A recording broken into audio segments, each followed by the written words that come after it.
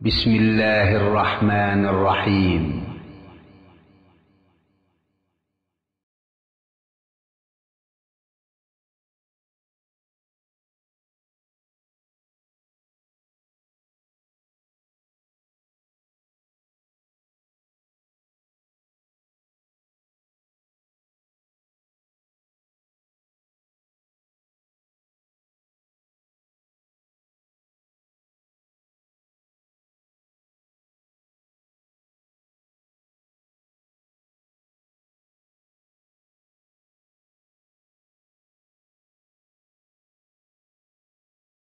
لیکن میرے بھائی اور دوستوں، میں نے آپ سے عرض کیا کہ اگر خرابی آپ کے عقیدے میں ہے تو پھر کفر لازم آئے گا یا شرک لازم آئے گا۔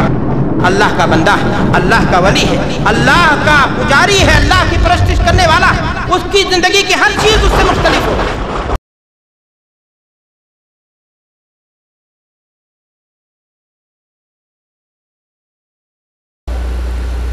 السلام علیکم ورحمۃ اللہ وبرکاتہ۔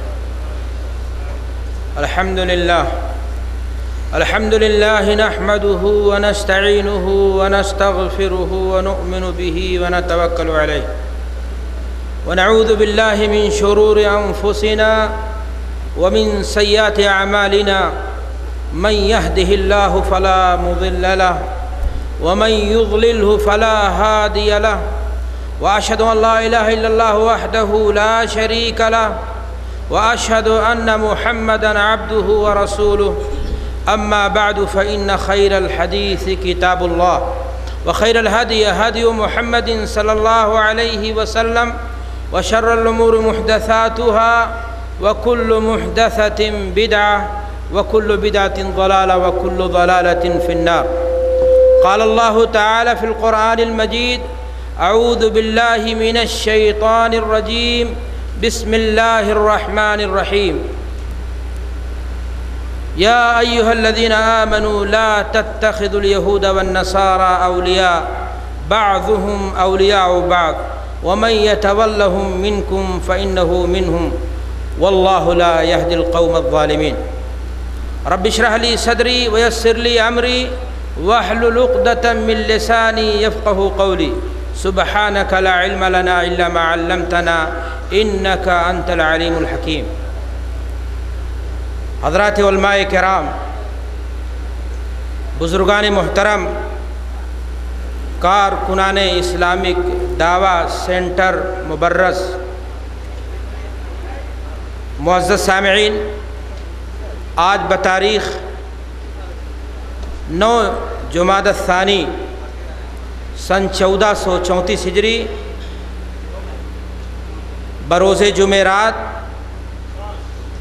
19 اپریل غالباً سن 2013 بعد صلاۃ عصر اسلامک دعویٰ سینٹر کی نگرانی میں یہ اجلاس منعقد ہو رہا ہے، جس میں خطاب کے لیے موضوع دیا گیا ہے ہندوانہ رسوم و رواج اور موجودہ مسلمان۔ یہ موضوع بڑا ہی اہم اور وقت کی شدید ضرورت ہے، اور اس موضوع کی اہمیت اس ناطے اور زیادہ بڑھ جاتی ہے کیونکہ آج کے دور میں دشمنان دین و اسلام ہر چہار جانب سے مختلف دسیسہ کاریوں کے ذریعہ، مختلف حربوں کے ذریعہ، جہاں وہ ہمارے ایمانیات کو، ہمارے عقائد کو خراب کر دینے کی کوششوں میں لگے ہوئے ہیں، وہیں برادران وطن مختلف فلموں کے ذریعہ، مختلف سیریلوں کے ذریعہ اور مختلف اور حربیں اپنا کر کے ہماری تہذیب کو، اسلامی تشخص کو متاثر کر دینے کی کوشش کر رہے ہیں۔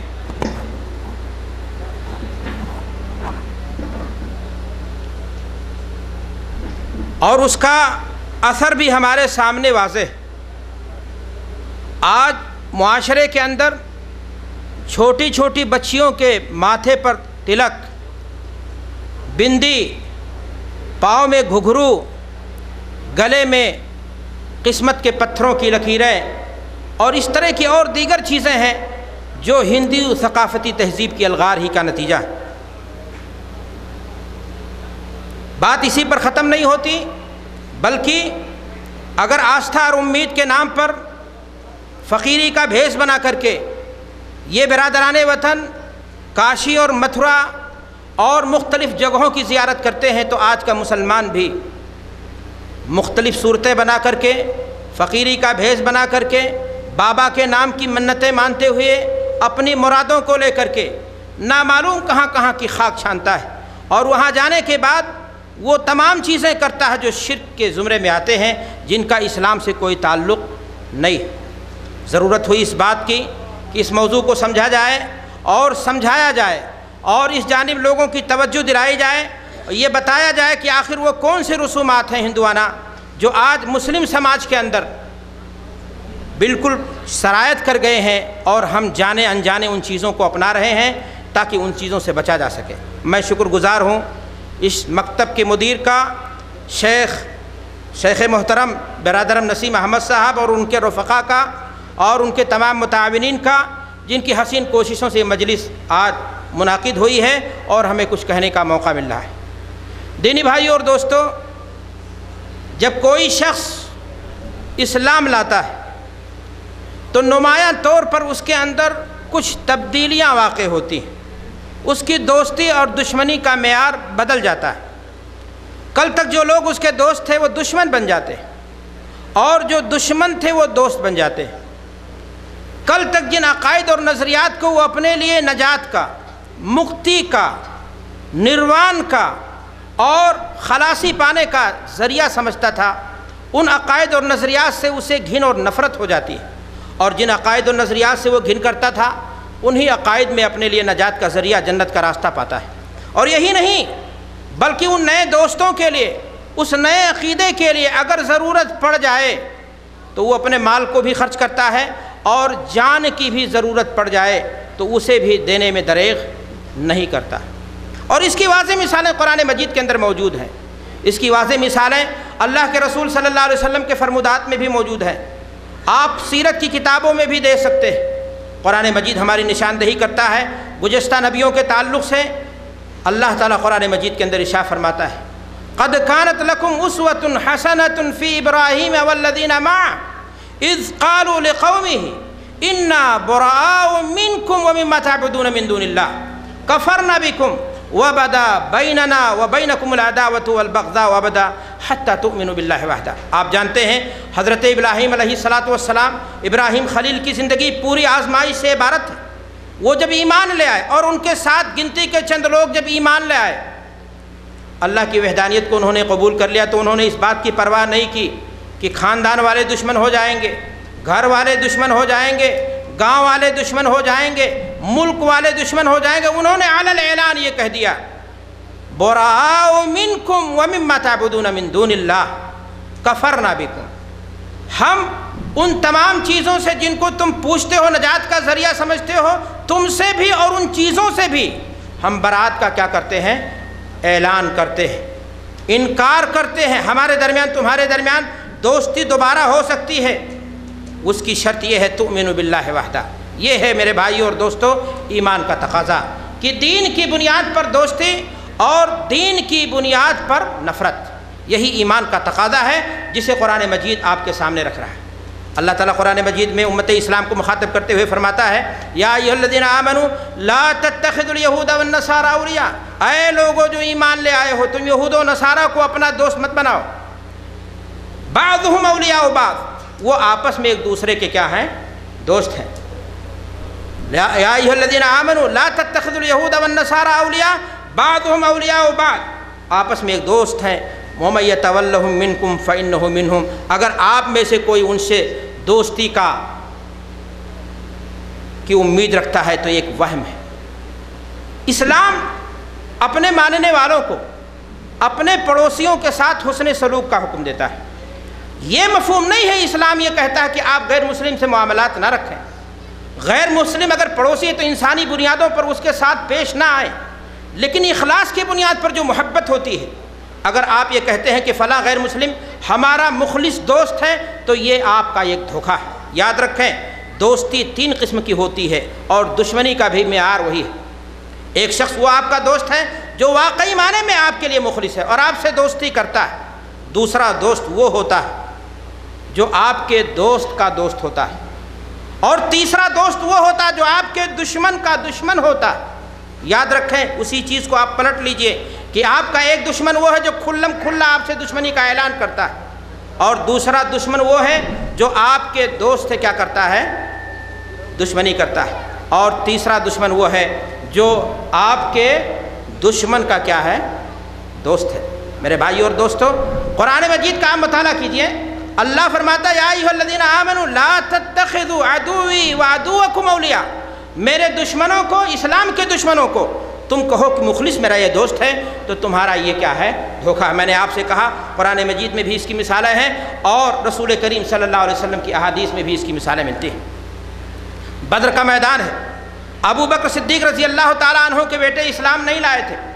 ابو بکر صدیق رضی اللہ تعالیٰ عنہ سے اسلام لانے کے بعد ان کے بیٹے کہتے ہیں کہ ابو، آپ بدر کے میدان میں بار بار میری تلوار کی زد میں آ جاتے تھے، لیکن محض آپ باپ تھے میرے، اس ناطے میں نے نظر انداز کیا، چاہتا تو میں آپ کی گردن مار دیتا۔ لیکن ابو بکر صدیق نے کہا بیٹے اچھا ہوا تم میری تلوار کی زد میں نہیں آئے، اگر تم میری تلوار کی زد میں آتے تو اسلام کی یہ خارا شگاف تلوار کفر کے گردن کو کاٹ دیتی۔ اللہ اکبر۔ بدر میں اور بھی ایسے واقعات ہیں کہ باپ بیٹے کے خلاف لڑتا ہوا نظر آ رہا ہے۔ میرے بھائی اور دوستو، کون نہیں جانتا، سیرت کی کتابوں کو پڑھیے، ثمامہ ابن اسال رضی اللہ تعالی عنہ، یمامہ کے یہ بادشاہان میں سے، بنو حنیفہ کے سرداران میں سے ہیں۔ اپنی جانکاری کی حد تک اللہ کے رسول جناب محمد الرسول اللہ صلی اللہ علیہ وسلم کو ایک دانہ غلہ انہوں نے نہیں پہنچنے دیا۔ شیب ابی طالب کی کٹھنائیاں اللہ کے رسول صلی اللہ علیہ وسلم جھیل رہے ہیں۔ مکہ والوں نے سوشل بائیکاٹ کر رکھا ہے، درخت کی پتیاں کھانے پر مسلمان مجبور ہیں، اونٹ کی اوج پھاڑ کر کے پانی پینے پر مجبور ہیں، معصوم بچے بھی بلبلا رہے ہیں، لیکن کفر کا سینہ کینے سے لبریز ہے، ان کو کوئی انسانیت کا درد نہیں۔ لیکن میرے بھائی اور دوستو، آپ جانتے ہیں کہ اللہ کے رسول صلی اللہ علیہ وسلم نے جب بادشاہان عرب کو اسلام کی طرف راغب کرنے کے لیے خطوط لکھے تو اسی میں سے ایک خط ثمامہ ابن اسال کے نام بھی تھا، اس لیے کہ وہ یمامہ کے بادشاہان میں سے تھے۔ اللہ کے رسول صلی اللہ علیہ وسلم کے خط کو پھا کر کے ثمامہ نے بھدی باتیں کی، غصے میں پھاڑ ڈالا، انتقام کی آگ سینے میں اس قدر ان کے یہاں دہکنے لگی کہ اللہ کے رسول صلی اللہ علیہ وسلم کو مارنے کے لیے مسیلمہ کذاب جو کہ جھوٹا نبی تھا، اس کے کہنے پر زہر میں تلوار کو بجھا کر کے مکہ سے مدینہ چلے آتے ہیں۔ اللہ کے رسول صلی اللہ علیہ وسلم کو نعوذ باللہ قتل کر دیں، اپنے اس مذموم مقصد میں ثمامہ کامیاب نہیں ہوئے، لیکن اللہ کے رسول صلی اللہ علیہ وسلم کے ساتھیوں کو انہوں نے ضرور قتل کر ڈالا۔ اللہ کے رسول صلی اللہ علیہ وسلم نے انہیں معاف کر دیا۔ ثمامہ ابن اسال گھر واپس چلے جاتے ہیں، دوبارہ عمرے کے ارادے سے نکلتے ہیں، مدینہ سے ہو کر کے گزرتے ہیں۔ اللہ کے رسول صلی اللہ علیہ وسلم نے صحابہ کے ایک ٹیم سریہ کی شکل میں بھیج رکھی تھی، انہوں نے دیکھا کوئی آدمی ہے جو شاید مدینہ پر حملہ کر دے، انہوں نے ان کو پکڑ کر کے لا کر کے مسجد نبوی کے ایک کھمبے سے باندھ دیا۔ اللہ کے رسول جناب محمد الرسول اللہ صلی اللہ علیہ وسلم مسجد نبوی میں تشریف لاتے ہیں، آپ کی نگاہ ثمامہ پر پڑتی ہے، مخاطب ہو کر کے صحابہ سے کہتے معلوم ہے تم نے کس کو باندھ رکھا ہے؟ یہ ثمامہ ابن اسال ہیں۔ اللہ کے رسول صلی اللہ علیہ وسلم کی زندگی کا مطالعہ کیجئے، سیرت کو دیکھیے، پڑھیے۔ اللہ کے رسول صلی اللہ علیہ وسلم اپنے گھر تشریف لے جاتے ہیں، جو گھر میں اچھا کھانا ہے اس کو تیار کراتے ہیں، اونٹنی کا دودھ تیار کراتے ہیں، ثمامہ ابن اسال کو پیش کرتے ہیں، اور اس کے بعد اللہ کے رسول صلی اللہ علیہ وسلم اسلام کی دعوت پیش کرنے کے لیے ثمامہ کے پاس حاضر ہوتے ہیں۔ اللہ کے رسول صلی اللہ علیہ وسلم جب ثمامہ کے پاس آئے، حاضر ہوئے، اور آپ نے پوچھا کہ ثمامہ کیسا حال ہے؟ ثمامہ کہتے ہیں بہتر ہے جو کچھ۔ اللہ کے رسول صلی اللہ علیہ وسلم صحابہ کرام کو ان کے ساتھ حسن سلوک کی تعلیم دے کر چھوڑ کر چلے جاتے ہیں۔ اللہ کے رسول دوسرے دن بھی آتے ہیں، اللہ کے رسول تیسرے دن بھی آتے ہیں، اور تیسرے دن ثمامہ ابن اسال کے دل کی دنیا بدل گئی۔ میرے بھائیوں، میں آپ سے گزارش کرنا چاہتا ہوں، پوچھنا چاہتا ہوں کہ آخر 3 دن میں ثمامہ نے اللہ کے رسول صلی اللہ علیہ وسلم کے ساتھیوں کا کون سا عمل، مسجد نبوی میں قرآن مجید کی تعلیم کی کون سی تاثیر تھی کہ وہ شخص جو کفر پر اتنا شدید تھا، اللہ کے نبی جناب محمد رسول اللہ صلی اللہ علیہ وسلم کا اتنا سخت دشمن تھا، آج وہ ثمامہ اپنی گردن کو اللہ کے نبی جناب محمد الرسول اللہ صلی اللہ علیہ وسلم کی خدمت میں پیش کر رہے ہیں۔ میرے بھائی اور دوستو، اللہ کے نبی جناب محمد الرسول اللہ صلی اللہ علیہ وسلم نے تیسرے دن بھی آ کر کے حال پوچھا۔ ثمامہ نے ویسے ہی جواب دیا۔ اللہ کے رسول نے ساتھیوں سے کہا کہ ثمامہ کے بند ڈھیلے کر دیے جائیں۔ ان کو آزاد کر دیا گیا۔ مسجد نبوی سے قریب گئے کسی کھجور کے باغ میں، انہوں نے پاکی حاصل کی، طہارت حاصل کی۔ مسجد نبوی واپس آتے ہیں، اللہ کے رسول صلی اللہ علیہ وسلم کی خدمت میں عرض کرتے ہیں، پہنچتے ہیں اور عرض کرتے ہیں اشہد ان لا الہ الا اللہ واشہد ان محمدًا عبدہ ورسولہ۔ اللہ اکبر! ایسا کلمہ جو دل کی دنیا بدل دے، جو انسان کے خون کو اور انسان کے مال کو، سب کچھ کو محفوظ کرا دے، جو انسان کو دنیا اور آخرت دونوں کے اندر بلندی عطا کر دے، اس کلمے کا ورد کر لیا ثمامہ ابن اسال نے۔ اللہ کے رسول جناب محمد الرسول اللہ صلی اللہ علیہ وسلم کی خدمت میں حاضر ہیں، مخاطب ہو کر کے فرماتے ہیں، میری بات کو غور سے سننا۔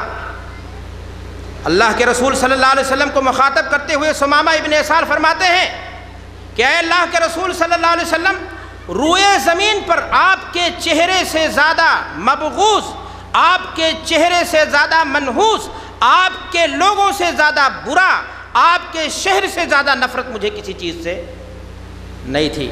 لیکن اللہ اکبر، دل کی دنیا بدل چکی ہے، ایمان کی شعاعیں ان کے دل کو منور کر چکی ہیں۔ عرض کرتے ہیں کہ اے اللہ کے رسول صلی اللہ علیہ وسلم، اب آپ کے رخ انور سے زیادہ میری نگاہ میں کوئی چہرہ محبوب نہیں ہے۔ اے اللہ کے رسول صلی اللہ علیہ وسلم، آپ کے ساتھیوں سے زیادہ کوئی شخص میری نگاہ میں محبوب نہیں ہے۔ اے اللہ کے رسول صلی اللہ علیہ وسلم، آپ کے شہر مدینہ سے زیادہ اور اس کی گلیوں سے زیادہ کوئی شہر میری نگاہوں میں محبوب۔ یہ ہے میرے بھائی اور دوستو ایمان کا تقاضا کہ دوستی اور دشمنی ایمان کی بنیاد پر۔ کل جو شخص دشمن تھا وہی مکہ جاتا ہے اعلانیہ لبیک کہتے ہوئے احرام کی حالت میں، اور جب مکہ والے کہتے ہیں سبوت تو بددین ہو گیا، تو جواب دیتے ہیں سنو، میں بددین نہیں ہو گیا ہوں، اللہ کے رسول صلی اللہ علیہ وسلم کی خدمت میں حاضر ہو کر کے اسلام کی نعمت سے اپنے آپ کو سرشار کر چکا ہوں۔ یاد رکھو، یمامہ سے آنے والا غلے کا ایک دانہ بھی تمہیں نہیں دوں گا جب تک آمنہ کے لال حضرت محمد الرسول اللہ صلی اللہ علیہ وسلم اس کی اجازت ہمیں نہ فرما دیں۔ اللہ اکبر! وہ لوگ پریشان ہو جاتے ہیں، اللہ کے رسول صلی اللہ علیہ وسلم کے پاس لکھتے ہیں، اللہ کے رسول صلی اللہ علیہ وسلم ثمامہ کو اجازت بھی دے دیتے ہیں۔ میرے بھائی اور دوستو، ہندہ کو کون نہیں جانتا؟ ہند بنت عتبہ، جگر خار ام رسول، اللہ کے رسول صلی اللہ علیہ وسلم کے چچا حمزہ نے بدر کے میدان میں ہندہ کے شوہر کو مار دیا تھا، قتل کر دیا تھا، اس لیے کہ ہندہ کے شوہر کفر کی نمائندگی کر رہے تھے۔ ہندہ سخت شدید قسم کی عورت تھی، انہوں نے نظر مان لی کہ جب تک اپنے شوہر کے خون کا بدلہ نہ لے لوں گی چین سے نہیں بیٹھوں گی۔ انہوں نے اپنے غلام وحشی کو اس کام کے لیے تیار کیا، اور آپ کو معلوم ہے، تفصیل ہے اس معاملے میں، مختصر میں آپ کے سامنے بیان کرنا چاہتا ہوں کہ احد کی لڑائی جب ہوئی تو وحشی رضی اللہ تعالیٰ عنہ جو بعد میں اسلام لے آئے، وہ غلام تھے، ان کا کوئی اور مقصد نہیں تھا، صرف مقصد یہ تھا کہ رسول کے چچا حمزہ کو مار دوں تاکہ مجھے آزادی مل جائے، اور وہ اپنے اس مقصد میں کامیاب ہو گئے۔ اللہ کے رسول صلی اللہ علیہ وسلم کے چچا کو مروانے کے بعد ہندہ نے سینے کو چاک کر دیا اور کلیجے کو کچا نگلنے کی کوشش کی، آنکھ کان ناک شرمگاہ کو کٹوا کر کے ہار بنا کر کے پہننے کی کوشش کی، اتنی کینہ پرور عورت۔ لیکن ایک دن آتا ہے کہ اللہ کے رسول صلی اللہ علیہ وسلم کی خدمت میں حاضر ہوتی ہیں ہندہ، اور عرض کرتے ہیں کہ اے اللہ کے رسول صلی اللہ علیہ وسلم، میں مسلمان ہونا چاہتی ہوں، نعمت اسلام سے سرشار ہونا چاہتی ہوں۔ اسلام لے آتی ہیں ہندہ، اور اسلام لینے کے بعد اللہ کے رسول صلی اللہ علیہ وسلم سے عرض کرتی ہیں کہ اے اللہ کے رسول صلی اللہ علیہ وسلم، آپ کے خیمے والوں سے زیادہ میری نگاہ میں کوئی برا نہیں تھا۔ جب دیکھتی تھی تو دل سے اسی بات کی آہ اور دھواں اٹھتی تھی کہ آگ لگ جائے آپ کے خیمے والوں کو، آپ کو برائی پہنچ جائے، آپ کو نقصان پہنچ جائے، آپ کا بیڑا غرق ہو جائے۔ لیکن آج دل کی دنیا بدل چکی ہے، آج معیار دوستی کا بدل چکا ہے۔ اللہ کے رسول صلی اللہ علیہ وسلم، آج آپ سے زیادہ اور آپ کے ساتھیوں سے زیادہ، آپ کے خیمے والوں سے زیادہ میری نگاہ میں کوئی بھی شخص محبوب نہیں ہے۔ میرے بھائی اور دوستو، یہ ہے دوستی کا اور یہ ہے دشمنی کا معیار۔ حضرت عمرو بن عاص رضی اللہ تعالیٰ عنہ کی زندگی کا مطالعہ کریں، شدید ترین دشمن تھے اللہ کے رسول صلی اللہ علیہ وسلم کے۔ وہ خود بیان کرتے ہیں کہ میری زندگی کی سب سے بڑی خوشی اسی چیز میں مضمر تھی، تڑپتا تھا اس بات کے لیے کہ آمنہ کے لال کا خون کر دوں، محمد الرسول اللہ صلی اللہ علیہ وسلم کا قتل کر دوں، اور اس قتل کے ذریعہ اپنے آگ کو، اپنے سینے کو ٹھنڈک پہنچاؤں، اپنے سینے میں جو نفرت کی آگ تھی اس کو بجھا لوں۔ لیکن ایک دن آتا ہے، عمرو بن عاص اسلام لے آتے ہیں اور پوری زندگی اسلام کی خدمت کے لیے وقف کر دیتے ہیں۔ بڑھاپے کا وقت آتا ہے، وفات کی گھڑی قریب ہے، ہچکیاں بدھ گئی ہیں، رو رہے ہیں۔ بیٹا خدمت میں حاضر ہوتا ہے، عرض کرتا ہے کہ اے میرے ابو، کیا اللہ کے رسول صلی اللہ علیہ وسلم نے آپ کے لیے فلاں فلاں بشارتیں نہیں دی؟ جب حضرت عمرو بن عاص رضی اللہ تعالیٰ عنہ اسلام لائے تو اللہ کے رسول صلی اللہ علیہ وسلم نے فرمایا تھا کہ لوگ اسلام لاتے ہیں، عمرو بن عاص ایمان لائے ہیں۔ اللہ کے رسول صلی اللہ علیہ وسلم نے بہت سارے غزوات میں انہیں قیادت دی۔ اللہ کے رسول صلی اللہ علیہ وسلم نے ان کی قائدانہ صلاحیت کی بنیاد پر اور دیگر خوبیوں کی بنیاد پر نبی کریم جناب محمد الرسول اللہ صلی اللہ علیہ وسلم نے انہیں بہت سارے مواقع پر فضیلت اور دی تھی، آگے بڑھایا تھا۔ میرے بھائیوں، موت کا وقت ہے، رو رہے ہیں، ہچکیاں بدھی ہوئی ہیں۔ بیٹا انہیں ٹھارس دیتا ہے، عرض کرتے ہیں کہ میرے بیٹے، میرے زندگی کے 3 مراحل ہیں، میری زندگی نیچ اونچ سے گزری ہے۔ ایک وقت وہ تھا جو میں نے آپ کے سامنے بیان کیا کہ میں اللہ کے رسول کو قتل کرنے کی کوشش کر رہا تھا، اور اگر میں اپنے مقصد میں کامیاب ہو گیا ہوتا تو بلا شبہ میں جہنمی ہوتا۔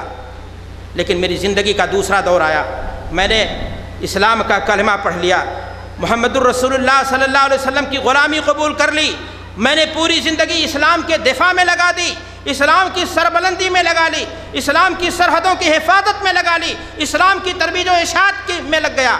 اگر میں اس حالت میں مر گیا ہوتا تو یقین تھا مجھے کہ مجھے جنت مل جاتی، لیکن اس کے بعد میں مسلمانوں کے معاملات کا ذمہ دار بن گیا۔ عمرو بن عاص رضی اللہ تعالیٰ عنہ کو مصر کا گورنر بنا دیا گیا تھا۔ آپ جانتے ہیں ان کے زمانے میں شورش ہوئی، اسلام میں مسائل پیدا ہوئے، جنگ و جمل، صفین کے واقعات پیدا ہوئے، علی اور معاویہ رضی اللہ تعالیٰ عنہ کے مسائل، اختلافات پیدا ہوئے۔ وہ کہتے ہیں کہ مسلمانوں کے معاملات میں پتہ نہیں، مجھ سے کچھ غلطیاں ہوئی ہوں، مجھے ڈر لگتا ہے کہ قیامت کے دن کہیں اللہ تبارک و تعالیٰ مجھے میری گرفت نہ کرے۔ اللہ اکبر! صحابی جلیل زندگی اسلام کے لیے قربان کر دی اور وہ موت کے وقت گھبرا رہے۔ میرے بھائی اور دوستو، صفوان ابن امیہ رضی اللہ تعالیٰ عنہ سخت ترین دشمن اسلام کے، مسلمانوں کے، اللہ کے رسول جناب محمد الرسول اللہ صلی اللہ علیہ وسلم کے، بدر کے میدان میں صفوان ابن امیہ کے باپ کو مار دیا جاتا ہے، ان کے چچا کو بھی قتل کر دیا جاتا ہے۔ نفرت کا دھواں ان کے سینے میں بھی جل رہا ہے۔ حرم میں بیٹھے ہیں، ان کے دوست ہیں عمیر ابن وہب، ان کو بھی اللہ کے رسول صلی اللہ علیہ وسلم سے شدید دشمنی تھی۔ لیکن میرے بھائی اور دوستو، وہ کوشش میں تھے کہ وہ مدینہ جا کر کے اللہ کے رسول صلی اللہ علیہ وسلم کا نعوذ باللہ من ذالک خون کر دیں، لیکن ان کے پاس اتنا پیسہ نہیں، زیادہ راہ نہیں کہ وہ مدینہ جا سکیں۔ صفوان ابن امیہ نے جب یہ دیکھا کہ مقصد دونوں کا ایک ہے تو انہوں نے ان کو فائنانشیل جو پریشانی تھی، مال کی پریشانی تھی، کہا کہ ہم دیے دیتے ہیں اور تم ضرور جاؤ اور یہ مبارک کام نعوذ باللہ اللہ کے رسول صلی اللہ علیہ وسلم کو قتل ضرور تم کر ڈالو۔ عمیر ابن وہب اسی مقصد کے لیے مدینہ آتے ہیں، لیکن آئے تھے سر کاٹنے کے لیے، اور جب مکہ واپس ہوتے ہیں تو سر خدمت رسالت میں پیش کر چکے ہیں اور اسلام کی نعمت سے کیا ہو چکے ہیں؟ سرشار ہو چکے ہیں۔ میرے بھائی اور دوستو، سن 8 ہجری کا زمانہ آتا ہے، صفوان ابن امیہ اپنے کفر پر برقرار ہیں، لاکھ ان کے دوست عمیر ابن وہب سمجھاتے ہیں ان کو کوئی فرق نہیں پڑتا۔ اللہ کے رسول صلی اللہ علیہ وسلم فتح مکہ کے موقع پر ابو سفیان کے گھر کو امن کا گھر بتاتے ہیں، لیکن آپ دیکھیں کہ سینے میں کس قدر غلاظت تھی ان کے ہاں، کس قدر حسد اور کس قدر جلن تھی اسلام اور مسلمانوں کے خلاف، کہ صفوان ابن امیہ نکل کر کے مکہ سے بھاگتے ہیں، سوچتے ہیں کہ اپنی جان جا کر کے کسی سمندر میں کود کر کے چھلانگ کر کے دے دوں، لیکن کسی مسلمان کے ہاتھ نہ مارا جاؤں۔ عمیر ابن وہب زمانے جاہلیت میں ان کے دوست تھے، وہ سمجھانے کی کوشش کرتے ہیں اور عرض کرتے ہیں کہ میں اللہ کے رسول صلی اللہ علیہ وسلم سے تمہارے لیے امن لے کر کے آیا ہوں، تمہارے لیے میں نے اللہ کے رسول صلی اللہ علیہ وسلم سے اس بات کی درخواست کی ہے، لیکن میرے بھائیوں صفوان سنتے نہیں ہیں، عمر ابن وہب کو کہتے ہیں کہ اپنے دوستی کا حوالہ دیتے ہیں کہ تیرے پاس یہ دولت نہیں تھی لیکن تو آج میری جان مارنے کے لیے لگا۔ مختصر یہ کہ میرے بھائی اور دوستو صفوان ابن امیہ اسلام لے آتے ہیں، اور وہ شخص جو اسلام سے اتنی نفرت کرتا تھا وہ جب ایمان لے آتا ہے تو اسلام کے پروان کا سبب بننے کی کوششوں میں لگ جاتے ہیں۔ یہ ہے ایمان کا تقاضا، اور یہ ہے ایمان کی بنیاد پر دوستی اور دشمنی کا معیار۔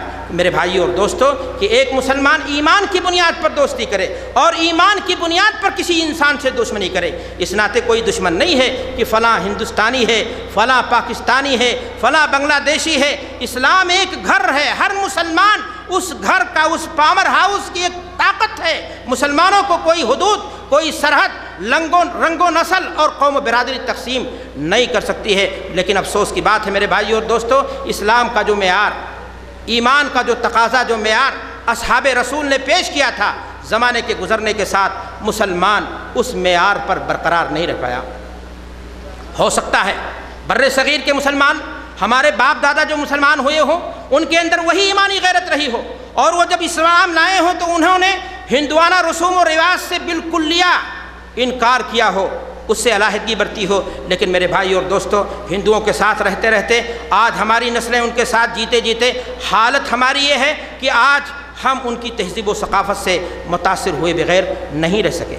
آج ایک مسلمان زندگی کے تمام مسائل کو، اللہ کی قسم مشکل ہو جاتا ہے یہ پہچاننا کہ یہ مسلمان ہے یا ہندو ہے۔ اس کی زندگی کے معاملات، اس کا کپڑا، اس کی رہن سہن، اس کا شادی اور بیاہ، اور اس کا لین اور دین، اس کے بال کی کٹنگ، اس کے جینے کی اسٹائل اور دیگر چیزیں، حتیٰ کہ عقائد اور عبادات، اگر آپ جائزہ لوگے تو پتہ یہ چلے گا کہ ہندوؤں کے ساتھ رہتے رہتے، برادران وطن کے ساتھ رہتے رہتے، غیر قوموں کے ساتھ رہتے رہتے، آج مسلمان تمام زندگی کے شعبے میں کیا ہو چکا ہے؟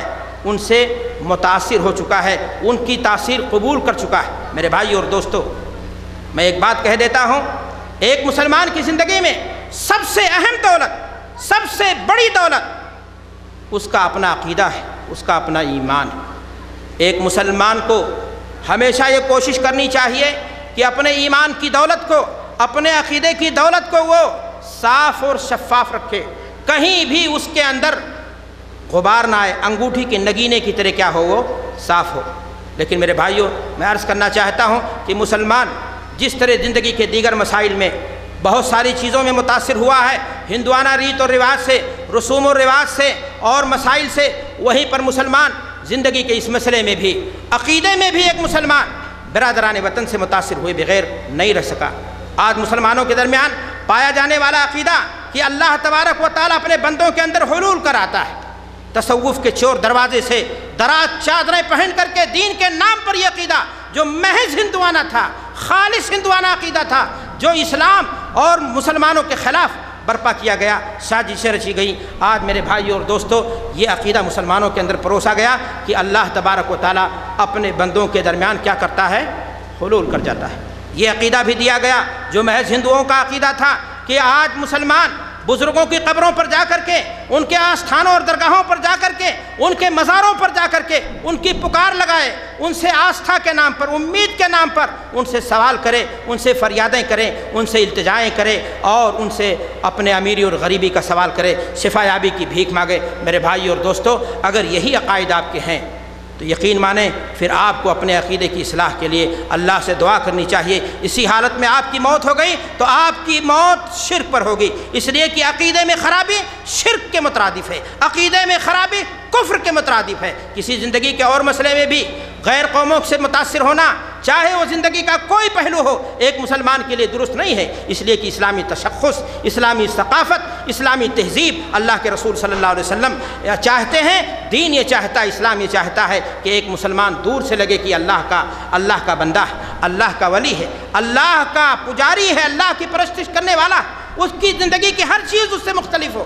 لیکن میرے بھائی اور دوستو، میں نے آپ سے عرض کیا کہ اگر خرابی آپ کے عقیدے میں ہے تو پھر کفر لازم آئے گا یا شرک لازم آئے گا، اور مسلمان اس خرابی سے نہیں بچ سکا۔ میرے بھائی اور دوستو، آج معاشرے کے اندر پائی جانے والی بہت ساری خرابیاں جو ہندوانہ تھیں، ٹیلی ویژن کے ذریعہ، سیریل کے ذریعہ، مسلمان آج سیرت رسول کا مطالعہ کرنے کے لیے اس کے پاس فرصت نہیں، قرآن نہیں پڑھتا، اللہ کے رسول صلی اللہ علیہ وسلم کی احادیث کو ترجمے کے ساتھ نہیں دیکھتا، اس کے پاس موقع ضرور ہوتا ہے، لیکن فلاں ٹائم سے فلاں ٹائم فلاں سیریل آئے گا اور فلاں ٹائم سے فلاں ٹائم فلاں فلم آئے گی، دن بھر اسی فلم کی بندگی اور غلامی میں لگا رہتا ہے، اور نتیجہ ہے کہ خود متاثر ہوتا ہے، اور نتیجہ یہ ہے کہ اس کے بچے بھی متاثر ہو جاتے ہیں، اس کا گھر متاثر ہو جاتا ہے، اس کا پورا خاندان متاثر ہو جاتا ہے۔ میرے بھائی اور دوستو، آج نحوست کا عقیدہ، چھوا چھوت کا عقیدہ اور اسی طرح نچھتر کا عقیدہ، جن تمام عقائد و نظریات کو اللہ کے رسول صلی اللہ علیہ وسلم نے زمانے جاہلیت کا عقیدہ بتایا تھا،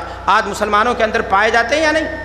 آج ایک مسلمان کسی مریض کی عیادت کے لیے چلا جائے تو ڈرتا ہے، خدا نخواستہ وہ بیماری اس کے اندر بھی چلی آئے، وہی بیماری اس کو بھی لگ جائے، تو وہ سوچتا کہ اگر میں فلاں جگہ نہ گیا ہوتا، فلاں کی عیادت میں نے نہیں کی ہوتی تو فلاں بیماری ہم کو نہ لگتی۔ آج مسلمان نحوست کا بھی عقیدہ رکھتا ہے، فلاں چیز منحوس ہے، فلاں چیز منحوس ہے، یہ چیز خراب ہے، وہ چیز خراب ہے، بلکہ اللہ کے رسول صلی اللہ علیہ وسلم نے جن عقائد النظریات کی تردید کی تھی، ایک حدیث کے اندر آپ نے فرمایا تھا لا عدوى ولا تیرا ولا سفر ولا حام ولا سفر۔ اللہ کے رسول نے بعض روایتوں میں آتا ہے کہ یہ بھی فرمایا تھا کہ ولا نوا ولا غولا، نہ تو نچھتر ہے اور نہ ہی غول کی کوئی حقیقت ہے۔ لیکن مسلمان آج شیطان سے بچنے کے لیے، آج شیطان کے شر سے بچنے کے لیے 1.25 کلو تعویذ گردن میں اور 100 گرام تعویذ اپنے کمر میں اور نہ معلوم کہاں کہاں پہن کر کے توہمات کے دلدل میں پھنستا ہوا نظر آتا ہے۔ میرے بھائی اور دوستو، اللہ کے نبی جناب محمد رسول اللہ صلی اللہ علیہ وسلم حدیبیہ کے میدان میں صبح ہوتی ہے، اللہ کے رسول صلی اللہ علیہ وسلم صحابہ کرام رضوان اللہ علیہم اجمعین کو مخاطب کرتے ہوئے فرماتے ہیں کہ اللہ تعالیٰ فرماتا ہے کہ میرے بندے رات کو سوئے، کچھ لوگ اٹھے ایمان کی حالت میں اور کچھ لوگ اٹھے شرک کی حالت میں۔ کیسے؟ وہ صبح ہوئی، رات کو بارش ہوئی، جس نے یہ کہا کہ اللہ کے حکم سے بارش ہوئی وہ ایمان کی حالت میں اٹھا، اور جس نے کہا فلاں موسم کی بنیاد پر، فلاں نچھتر کی بنیاد پر بارش ہوئی، وہ کیا ہوا؟ شرک کی حالت میں اٹھا۔ میرے بھائی اور دوستو، آج یہ عقائد اور نظریات مسلمانوں کے اندر نہیں پائے جاتے، بلا شبہ پائے جاتے ہیں۔ آج مہینوں کے تعلق سے خرافات اور بدعتیں اور دیگر امور، سفر کا مہینہ منحوس، فلاں محرم کا مہینے میں شادی نہیں اور فلاں چیز نہیں، یہ عملی طور سے آپ دیکھیں گے کہ مسلمانوں کی زندگی میں پائی جاتی ہیں، بلکہ کنڈلیاں ڈھونڈ رہا ہوتا ہے مسلمانوں کے پاس، مسلم مولویوں کے پاس، اداروں کے پاس جنتریاں ڈھونڈ رہا ہوتا ہے پنڈتوں کی طرح کہ فلاں بچے کی شادی کرنی ہے، شادی کے لیے کون سا دن صبح ہوگا، اوسر ہوگا، اچھا ہوگا، مبارک ہوگا۔ اللہ نے تمام دن بنائے ہیں اللہ کے بندے، تمام مہینے اللہ کے بنائے ہوئے ہیں۔ جب بچہ اور بچی کو فرصت ہو تو شادی کے لیے دن متعین کر دو، شادی اسلامی بنیادوں پر کرو اور شرعی تقاضے کے مطابق کرو، انشاءاللہ تمہاری شادی خیر کا سبب بنے گی اور بہتری کا سبب بنے گی۔ ورنہ اگر تم خرافات کے دلدل میں جاؤ گے اور پنڈتوں کی طرح مولویوں کے پاس جا کر کے جنتریاں معلوم کرو گے تو یہ مولوی کسی دن پنڈتوں کی طرح تم سے رشوت بھی لے گا اور پھر بتائے گا تمہاری کنڈلی ٹھیک چل رہی ہے یا تمہاری کنڈلی خراب چل رہی ہے۔ پھر وہ بتائے گا گاؤں کے اتر ہو تو دکن طرف تمہاری شادی نہیں درست ہوگی، اگر پورب والے ہو تو پچھم طرف تمہاری شادی نہیں ہوگی، فلاں قبیلے کے ہو تو فلاں قبیلے میں شادی کرو، بزنس میں ترقی ہوگی، اگر فلاں قبیلے کے بجائے فلاں قبیلے میں شادی کرو گے بالکل ہندوانہ تہذیب تمہارے گھروں میں ناشتی ہوئی نظر آئے گی۔ میرے بھائی اور دوستو، بات چل رہی تھی کہ مسلمان زندگی کے تمام مسائل میں کہیں نہ کہیں غیر قوموں سے متاثر ہے۔ میں بات کر رہا تھا عقیدے کے تعلق سے، عقیدے کے بعد باری آتی ہے عبادات کی۔ ملت اسلامیہ کے اندر آج جہالت کی وبا عام ہے، مسلمان ہماری اکثریت پڑھی لکھی نہیں، اور جو پڑھے ہوئے ہیں وہ دین نہیں جانتے، کچھ اور پڑھا انہوں نے، عصری تعلیم حاصل کی، نتیجہ یہ ہے کہ شارٹ کٹ جنت پانے کی چکر میں اور خواہش میں بدعات اور خرافات جتنا بھی پروسی جائیں، فیکٹریاں کھول کر کے بدعات و خرافات کی نرسریاں کھول کر کے جتنا بھی دیا جائے دین کے نام پر، امت اسلام یہ قبول کر لیتی ہے۔ میرے بھائی اور دوستو، عبادت میں آپ کو معلوم ہے سب سے اہم اور اعلیٰ درجہ کس چیز کا ہے؟ نماز کا ہے۔ آپ کو معلوم ہے کہ نماز یہ دین کا رکن ہے، کلمہ توحید کے اقرار کے بعد اسلام کا سب سے اہم اور بنیادی کیا ہے؟ یہ رکن ہے۔ اللہ کے رسول صلی اللہ علیہ وسلم یہ بھی فرما رہے ہیں کہ نماز ویسے پڑھو جیسے مجھے پڑھتے ہوئے دیکھ رہے ہو۔ اللہ کے رسول صلی اللہ علیہ وسلم نے نماز میں خشوع اور خضوع کو ضروری قرار دیا ہے۔ لیکن میرے بھائی اور دوستو، آج کا مسلمان گناہ سے لپت رات کی سناٹے اور تاریکی میں بیٹھ کر کے نامعلوم ٹیلی ویژن اور چینل کے ذریعہ کن گناہ کی وادیوں میں بھٹکتا رہتا ہے، اور جب نماز میں جاتا ہے تو وہ خوشی پیدا کرنے کے لیے، بناوٹی خوشو لانے کے لیے اپنی آنکھ کو بند کر لیتا ہے، اپنی سانس کو روک لیتا ہے، اپنا چہرہ آسمان کی طرف اٹھانے کی کوشش کرتا ہے۔ میرے بھائی اور دوستو، آپ یہ بتائیے کہ کیا یہ طریقے اللہ کے رسول صلی اللہ علیہ وسلم نے نماز میں خشوع اور خضوع پیدا کرنے کے لیے بتائے؟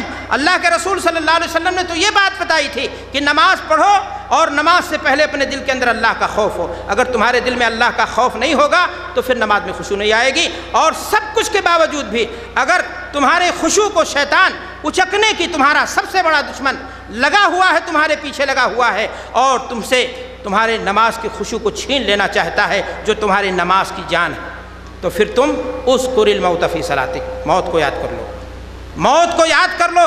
یہ سوچ لو کہ شاید یہی سجدہ، شاید یہی نماز آپ کی زندگی کی کہیں آخری نماز نہ ہو جائے اور آپ کی نماز سنور جائے گی، آپ کی نماز بہتر ہو جائے گی۔ خشوع پیدا کرنے کے لیے یہ طریقہ تھا۔ اللہ کے رسول نے فرمایا تھا کہ ان تعبد اللہ کانک تراہ، اللہ کی عبادت اس طرح کرو گیا کہ تم اللہ کو اپنے سامنے موجود پا رہے ہو، اور اگر یہ تصور نہ ہو پائے کہ تم اسے دیکھ پا رہے ہو تو کم سے کم اتنا تو تصور کر لو کہ اللہ تمہیں ضرور دیکھ رہا ہے۔ آج خشوع کے نام پر مسلمانوں نے میں نے جیسا کہ کہا کہ وہ کیا کرتا ہے کہ آنکھ بند کر لیا، سانس روک لیا۔ یہ طریقہ کس کا ہے؟ آپ ہندوؤں کے مذہب سے متعلق لکھی ہوئی کتابوں کو جا کر کے آپ پڑھیے، آپ دیکھیں کہ علماء نے لکھا کہ ہندوؤں کے ہاں ایک عبادت ہے جس عبادت کا نام ہے سندھیا۔ ان کے ہاں نام بھی یہ بہت پیارا ہے، اسی ناطے، اور یہ عبادت دن اور رات میں 3 مرتبہ ان پر لاگو ہے، فرض ہے کہہ لیجئے۔ اور اس عبادت کے اندر وہ اپنے 3 بڑے دیوی دیوتاؤں کا تصور کرتے ہیں، وشنو کا، برہما کا اور مہادیو کا جو ہاتھی کی طرح جس کا سر ہے۔ کسی کا تصور دماغ سے، اور کسی کا تصور ناف سے، اور کسی کا تصور دل سے کیا جاتا ہے۔ مسلمان اس چیز کو تو نماز میں نہیں کر سکتا تھا، مسجد میں نہیں کر سکتا تھا۔ کہا کہ تصور کرنے کے لیے عبادت جب کی جائے اللہ کی تو اپنے شیخ کا بھی تصور کر لیا کرو، تصور شیخ بھی تمہارے لیے نجات کا ذریعہ ہے۔ آپ ذرا دیکھیں کہ اگر مسلمان کوئی عبادت کر رہا ہے کسی کٹیا میں بیٹھ کر کے، کسی آستانے میں بیٹھ کر کے، کسی درگاہ میں بیٹھ کر کے، کہیں جنگل کی خاک چھانتا ہوا، اگر اللہ کے حقانیت کو پانے کے نام پر، اپنے نفس کے تزکیے کے نام پر، تو میں پوچھنا چاہتا ہوں کہ وہ اگر اپنے شیخ کا تصور کرتا ہے اللہ کی عبادت کے ساتھ ساتھ، تو کیا یہ شرک نہیں لازم آتا؟ جو عبادت اللہ کے لیے کی جا رہی تھی اس میں جو ہے شیخ کا تصور کہاں سے چلا ہے؟ میرے بھائی اور دوستو، بات صوفیوں تک نہیں، آج بزرگوں تک چلے آئے۔ آپ آج بزرگوں کے ہاں دیکھیں گے بڑے بڑے علماء بیٹھ کر کے حرم میں درس دیتے ہیں، جو کہتے ہیں تصور شیخ ایک حقیقت ہے، علم سینہ بسینہ نقل ہوتا ہے، آنکھوں سے آنکھوں میں آنکھ ڈال کر کے دوسرے کو ایک علم منتقل کر دیا جاتا ہے، اور نفس کی کیا کر دی جاتی ہے؟ اصلاح کر دی جاتی ہے۔ اللہ اکبر! اللہ کے نبی جناب محمد الرسول اللہ صلی اللہ علیہ وسلم پر جان نچھاور کرنے والے آپ کے چچا، اسلامی نہیں بلکہ قومی غیرت کی بنیاد پر چچا آپ کے ابو طالب، شیب ابی طالب میں بھی اللہ کے رسول صلی اللہ علیہ وسلم کا ساتھ دیتے ہیں، لیکن اللہ کے رسول سرہانے بیٹھے ہیں، کہتے ہیں کہ اے چچا لا الہ الا اللہ کہہ دو، میں اس کلمے کی بنیاد پر اللہ سے آپ کے لیے بخشش کے لیے درخواست کروں گا۔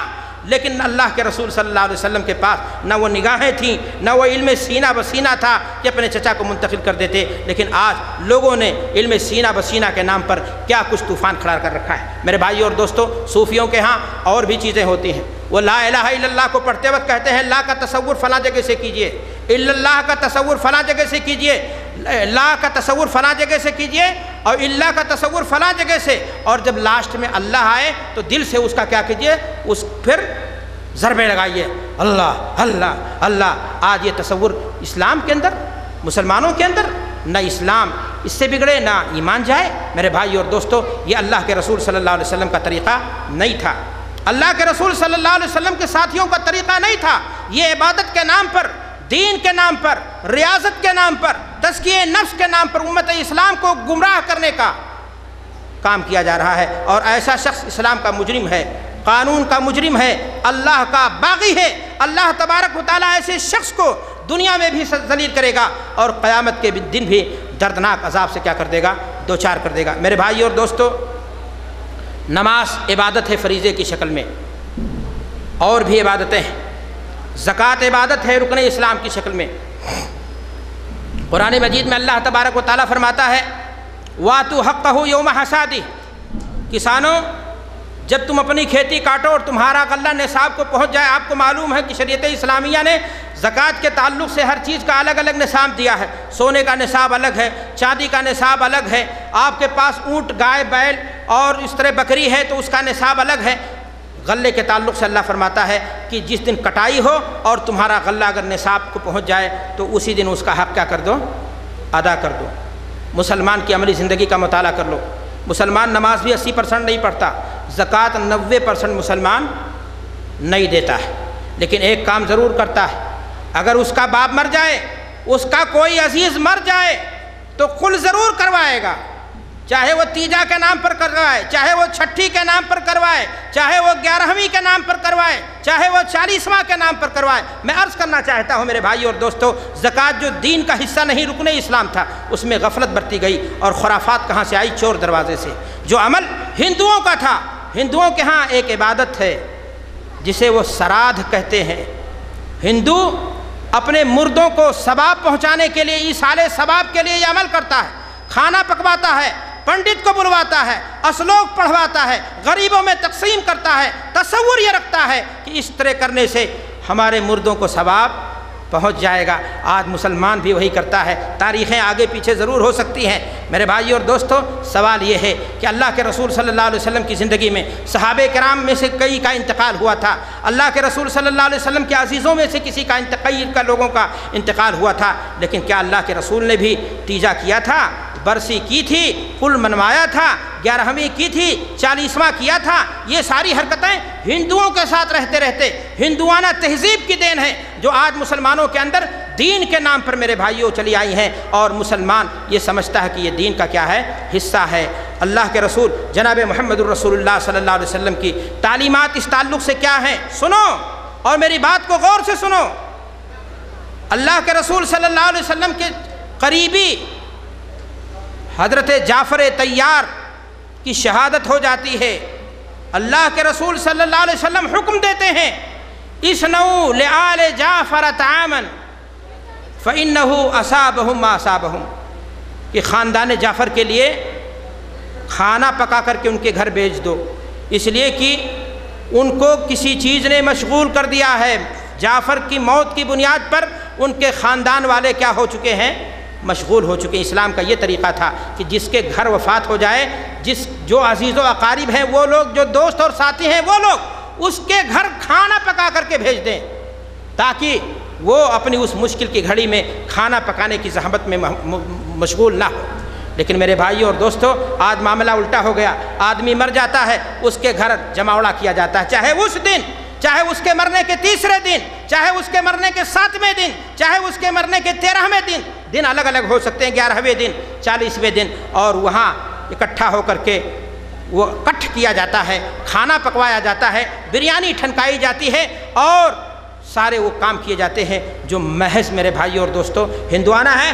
صحابی رسول ہے، کہتے ہیں کنّا نعد الاجتماع، ہم سمجھتے تھے اکٹھا ہونے کو کسی شخص کے مرنے کے بعد اس کے گھر، یہ نوحہ ہم اسے سمجھتے تھے۔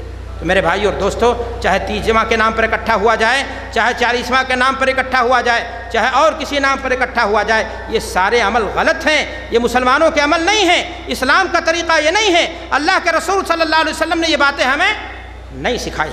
میرے بھائی اور دوستو، آپ کو معلوم ہے کہ اللہ کے نبی جناب محمد الرسول اللہ صلی اللہ علیہ وسلم نے ہر معاملے میں یہ کوشش کی کہ اسلام کا طریقہ الگ رہے۔ آپ حج کا مسئلہ لے لیجئے، آپ کو پتہ ہے غیر قومیں حج کے لیے جب عرفہ کے میدان میں جاتی تھیں تو سورج ڈوب جانے کے بعد وہاں رہتی تھیں اور اس کے بعد وہاں سے مزدلفہ کے لیے واپس ہوتی تھیں۔ اللہ کے رسول نے فرمایا یہودیوں کی مخالفت کی جائے اور عرفہ سے اس وقت نکل جاؤ جب سورج ڈوب رہا ہو، اور وہاں نماز پڑھنے کے لیے اللہ کے رسول صلی اللہ علیہ وسلم نے اجازت نہیں دی۔ روزے کے تعلق سے آپ دیکھیں گے اللہ کے رسول نے فرمایا کہ سحری کھاؤ، سحری میں برکت ہے، اور لیٹ کر کے سحری کھاؤ۔ یہ بھی کہا کہ افطار جلدی کرو، یہودیوں کی مخالفت کرو، اور دین قائم رہے گا، دین غالب رہے گا۔ کب؟ جب تک مسلمان یہود و نصارہ برادران وطن کفر کے جتنے بھی شاخیں ہیں، جتنی بھی قسمیں ہیں، ان کے عادات سے، ان کی تہذیب سے، اس کے رسم و رواج سے، ان کے عقائد اور نظریات سے جب تک مسلمان برات کا اعلان کرے گا، اس سے الگ رہے گا، تب تک میرے بھائی اور دوستو اللہ کے رسول نے فرمایا تھا کہ دین کیا رہے گا؟ غالب رہے گا۔ میرے بھائی اور دوستو آئیے کچھ اور باتیں ہم سن لیتے ہیں۔ ذکر عبادت ہے۔ قرآن مجید میں ذکر کی بڑی فضیلت آئی ہے۔ الا بذکر اللہ تطمئن القلوب اذکروا اللہ ذکرا کثیرا، احادیث رسول میں بھی بڑی فضیلت آئی۔ اللہ کے ذکر میں جب تک زبان انسان کی تر ہوتی ہے وہ گویا جنت میں چل رہا ہوتا ہے۔ دعائیں بڑی اہم ہوتی ہیں، مومن کے لیے ہتھیار کا کام کرتی ہیں، مضبوط قلعہ اور پناہ۔ اللہ کے رسول صلی اللہ علیہ وسلم نے زندگی کا کوئی بھی معاملہ ہو تشنا نہیں چھوڑا۔ ذکر کے تعلق سے بھی اللہ کے رسول صلی اللہ علیہ وسلم نے آداب بتائے۔ صبح کا ذکر کیا ہے، شام کا ذکر کیا ہے، بستر پر جب آپ جائیں تب کیا ذکر ہے، آپ اپنی بیوی سے ملاقات کریں تب کون سا ذکر ہے، گھر سے نکل رہے ہوں تب کون سا ذکر ہے، گھر میں داخل ہو رہے ہوں تب کون سا ذکر ہے، گاڑی چلا رہے ہوں، سفر پر جا رہے ہوں تب کون سا ذکر ہے۔ اللہ کے رسول جناب محمد الرسول اللہ صلی اللہ علیہ وسلم نے تمام چیزوں کو واضح کیا۔ لیکن ذکر کے نام پر اگر کوئی شخص بدعات و خرافات کو رواج دے، ذکر کی کیفیت کو بدلے، ذکر کی صورت کو بدلے، ذکر کے نام پر بہت سارے خرافات کو اگر وہ امت اسلام کے اندر پیدا کرے، تو میرے بھائی اور دوستو یہ کہا جا سکتا ہے کہ یہ وہی چور دروازے ہیں جن چور دروازوں سے چیزیں داخل ہوا کرتی ہیں۔ اللہ کے رسول صلی اللہ علیہ وسلم نے ذکر کے تعلق سے جو نماز کے بعد خصوصیت کے ساتھ ہے، آپ صلی اللہ علیہ وسلم نے فرمایا تھا اعقدنا بالانامل فإنہن مسئولات ومستنطقات۔ ساتھیو اللہ کا ذکر انگلیوں سے کیا کرو، پور سے نہیں، انگلی سے گنا کرو ایسے، اس لیے کہ یہ انگلیاں بھی قیامت کے دن پوچھی جائیں گی اور بولیں گے بھی۔ آپ نے ان انگلیوں سے سبحان اللہ، الحمدللہ، اللہ اکبر کا ذکر کیا ہے تو یہ انگلیاں بھی قیامت کے دن۔ اور میں نے آپ سے کہا کہ ذکر کی بڑی فضیلت ہے۔ اگر آپ کو ذکر گن کر کے کرنا ہے تو 30 بار اور اس کے بعد 33 بار اور اس کے بعد 34 بار، 100 مرتبہ تک کا ہے۔ لیکن ذکر کے نام پر آج لوگوں نے فلسفے بنائے، آج ذکر کے نام پر تھوک ریٹ چلتے ہیں۔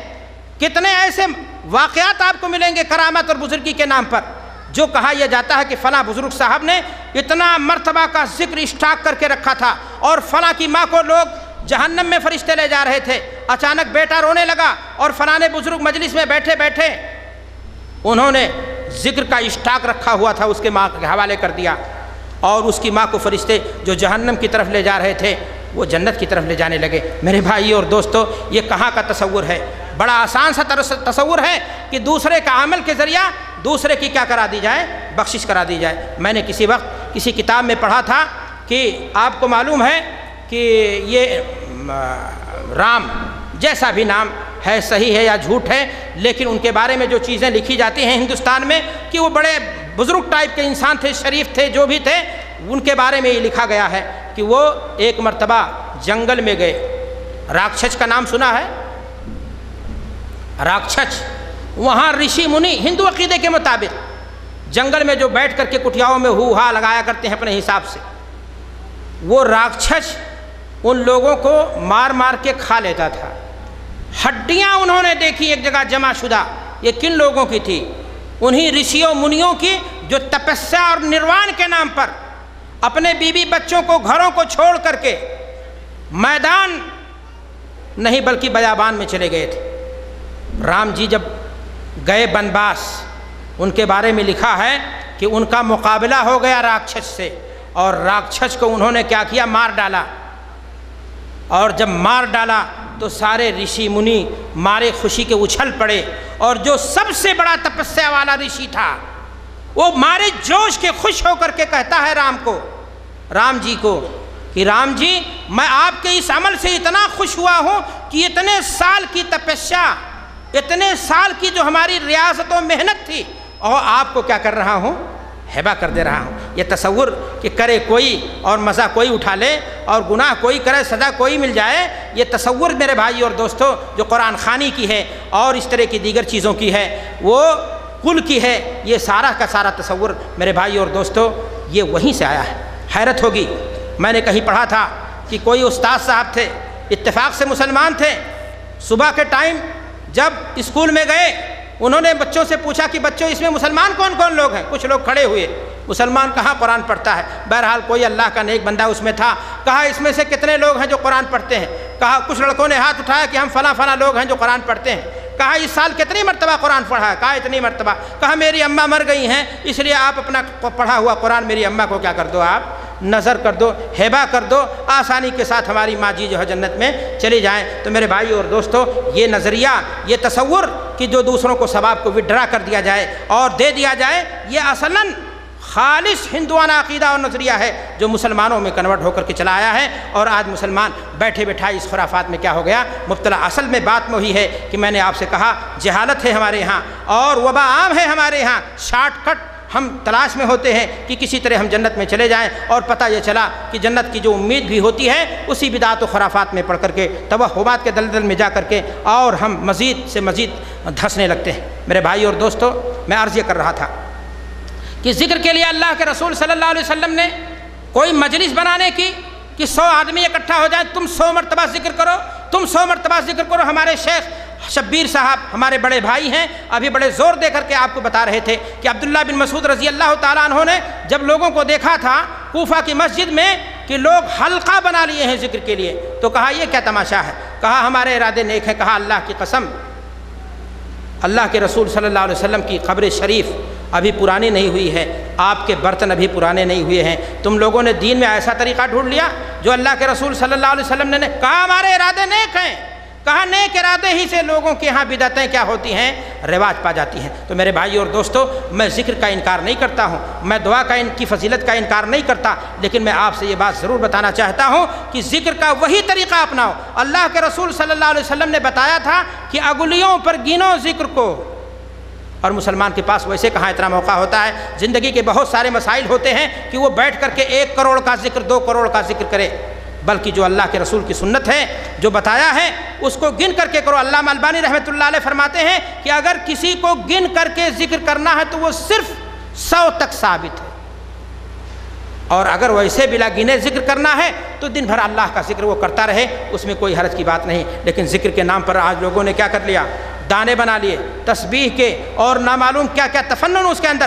آپ ہمارے ملک چلیے، میں ابھی گھر سے آ رہا ہوں، ایک دن میری نگاہ پڑتی ہے ایک ایسے انسان پر جو ہرا پگڑا اور یہاں رومال، ہاتھ میں یہاں سے یہاں تک گریا مالے، اللہ کی قسم نعرہ لگاتا ہو یا رسول اللہ یا فلان، اور بھیک مانگ رہا ہوتا ہے اللہ کے رسول کا نام لے کر کے، اللہ کا نام لے کر کے، اور شکل و صورت اس کی اس طرح ہوتی ہے جو وجڈ شیطان، انسان نما شیطان، ننگے دھڑنگے جو ابھی کسی سمندر، کسی ندی کے کنارے کمبھ کے نام پر اکٹھا ہوئے تھے، اس میں اور اس میں فرق لگانا مشکل ہو جاتا ہے کہ یہ مسلمان کا آدمی ہے، یہ مسلمان ہے یا کوئی بابا ہے جو تومڑی لے کر کے لوگوں سے بھیکیں مانگتا ہوا کیا نام ہے نظر آ رہا ہے۔ تو میرے بھائی اور دوستو، میں ذکر کا مخالف نہیں ہوں، لیکن ذکر کے نام پر تسبیح کے اس طرح دانے بنائے جائیں، ذکر کے نام پر جو ہے اس طرح شرک و بدعات کو رواج کیا جائے، یہ محض یہ خرافات ہندوانہ ہیں جو آج امت اسلام میں ہے۔ ضرورت اس بات کی ہے مسلمانوں کہ تم اپنے دین کی طرف صحیح معنی میں لوٹو، اور جانو کہ کون سی چیز، کون سی عبادت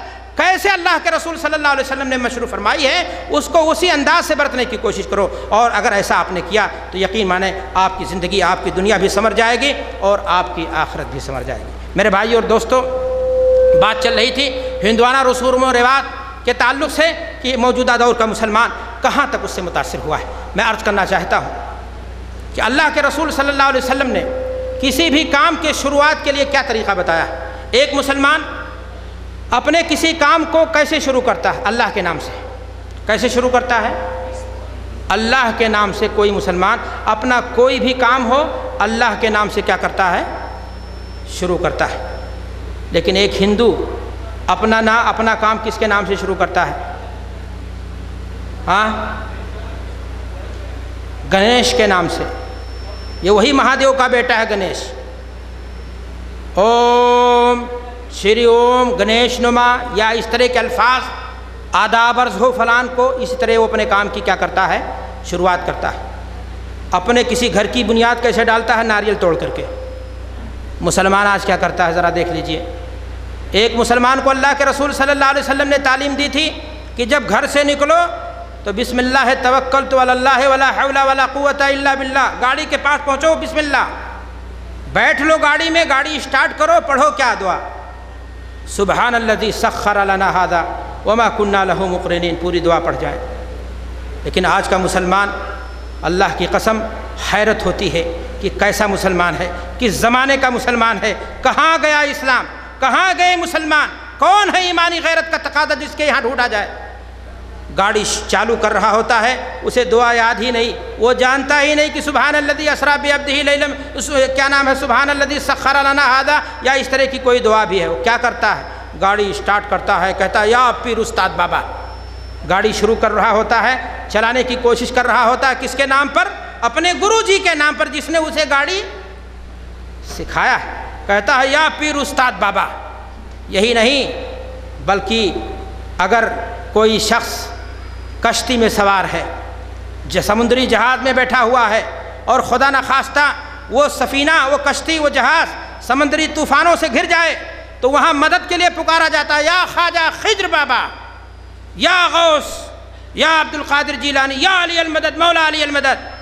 کیا طریقے ہیں مسلمانوں جو اسلام نے تمہیں نہیں دیے تھے؟ کیا اللہ کے رسول صلی اللہ علیہ وسلم نے اپنے صحابہ کو یہی تعلیم دی تھی کہ مشکل کی گھڑی میں یا علی المدد، مولا علی المدد، یا عبد القادر جیلانی، یا خواجہ خضر؟ آپ کس کی آواز لگا رہے ہو، کس کو غیب سے پکار رہے ہو؟ اس لیے کہ غیب کی صورت میں اگر کوئی ذات پکارنے کے لائق ہے، عن ظہر الغیب، کوئی کسی کی پکار کو سن سکتا ہے، تو وہ کون ہے، کس کی ذات ہے؟ اللہ تبارک و تعالیٰ کی ذات ہے۔ ومن اضل ممن يدعو من دون اللہ من لا يستجیب له الی یوم القیامہ۔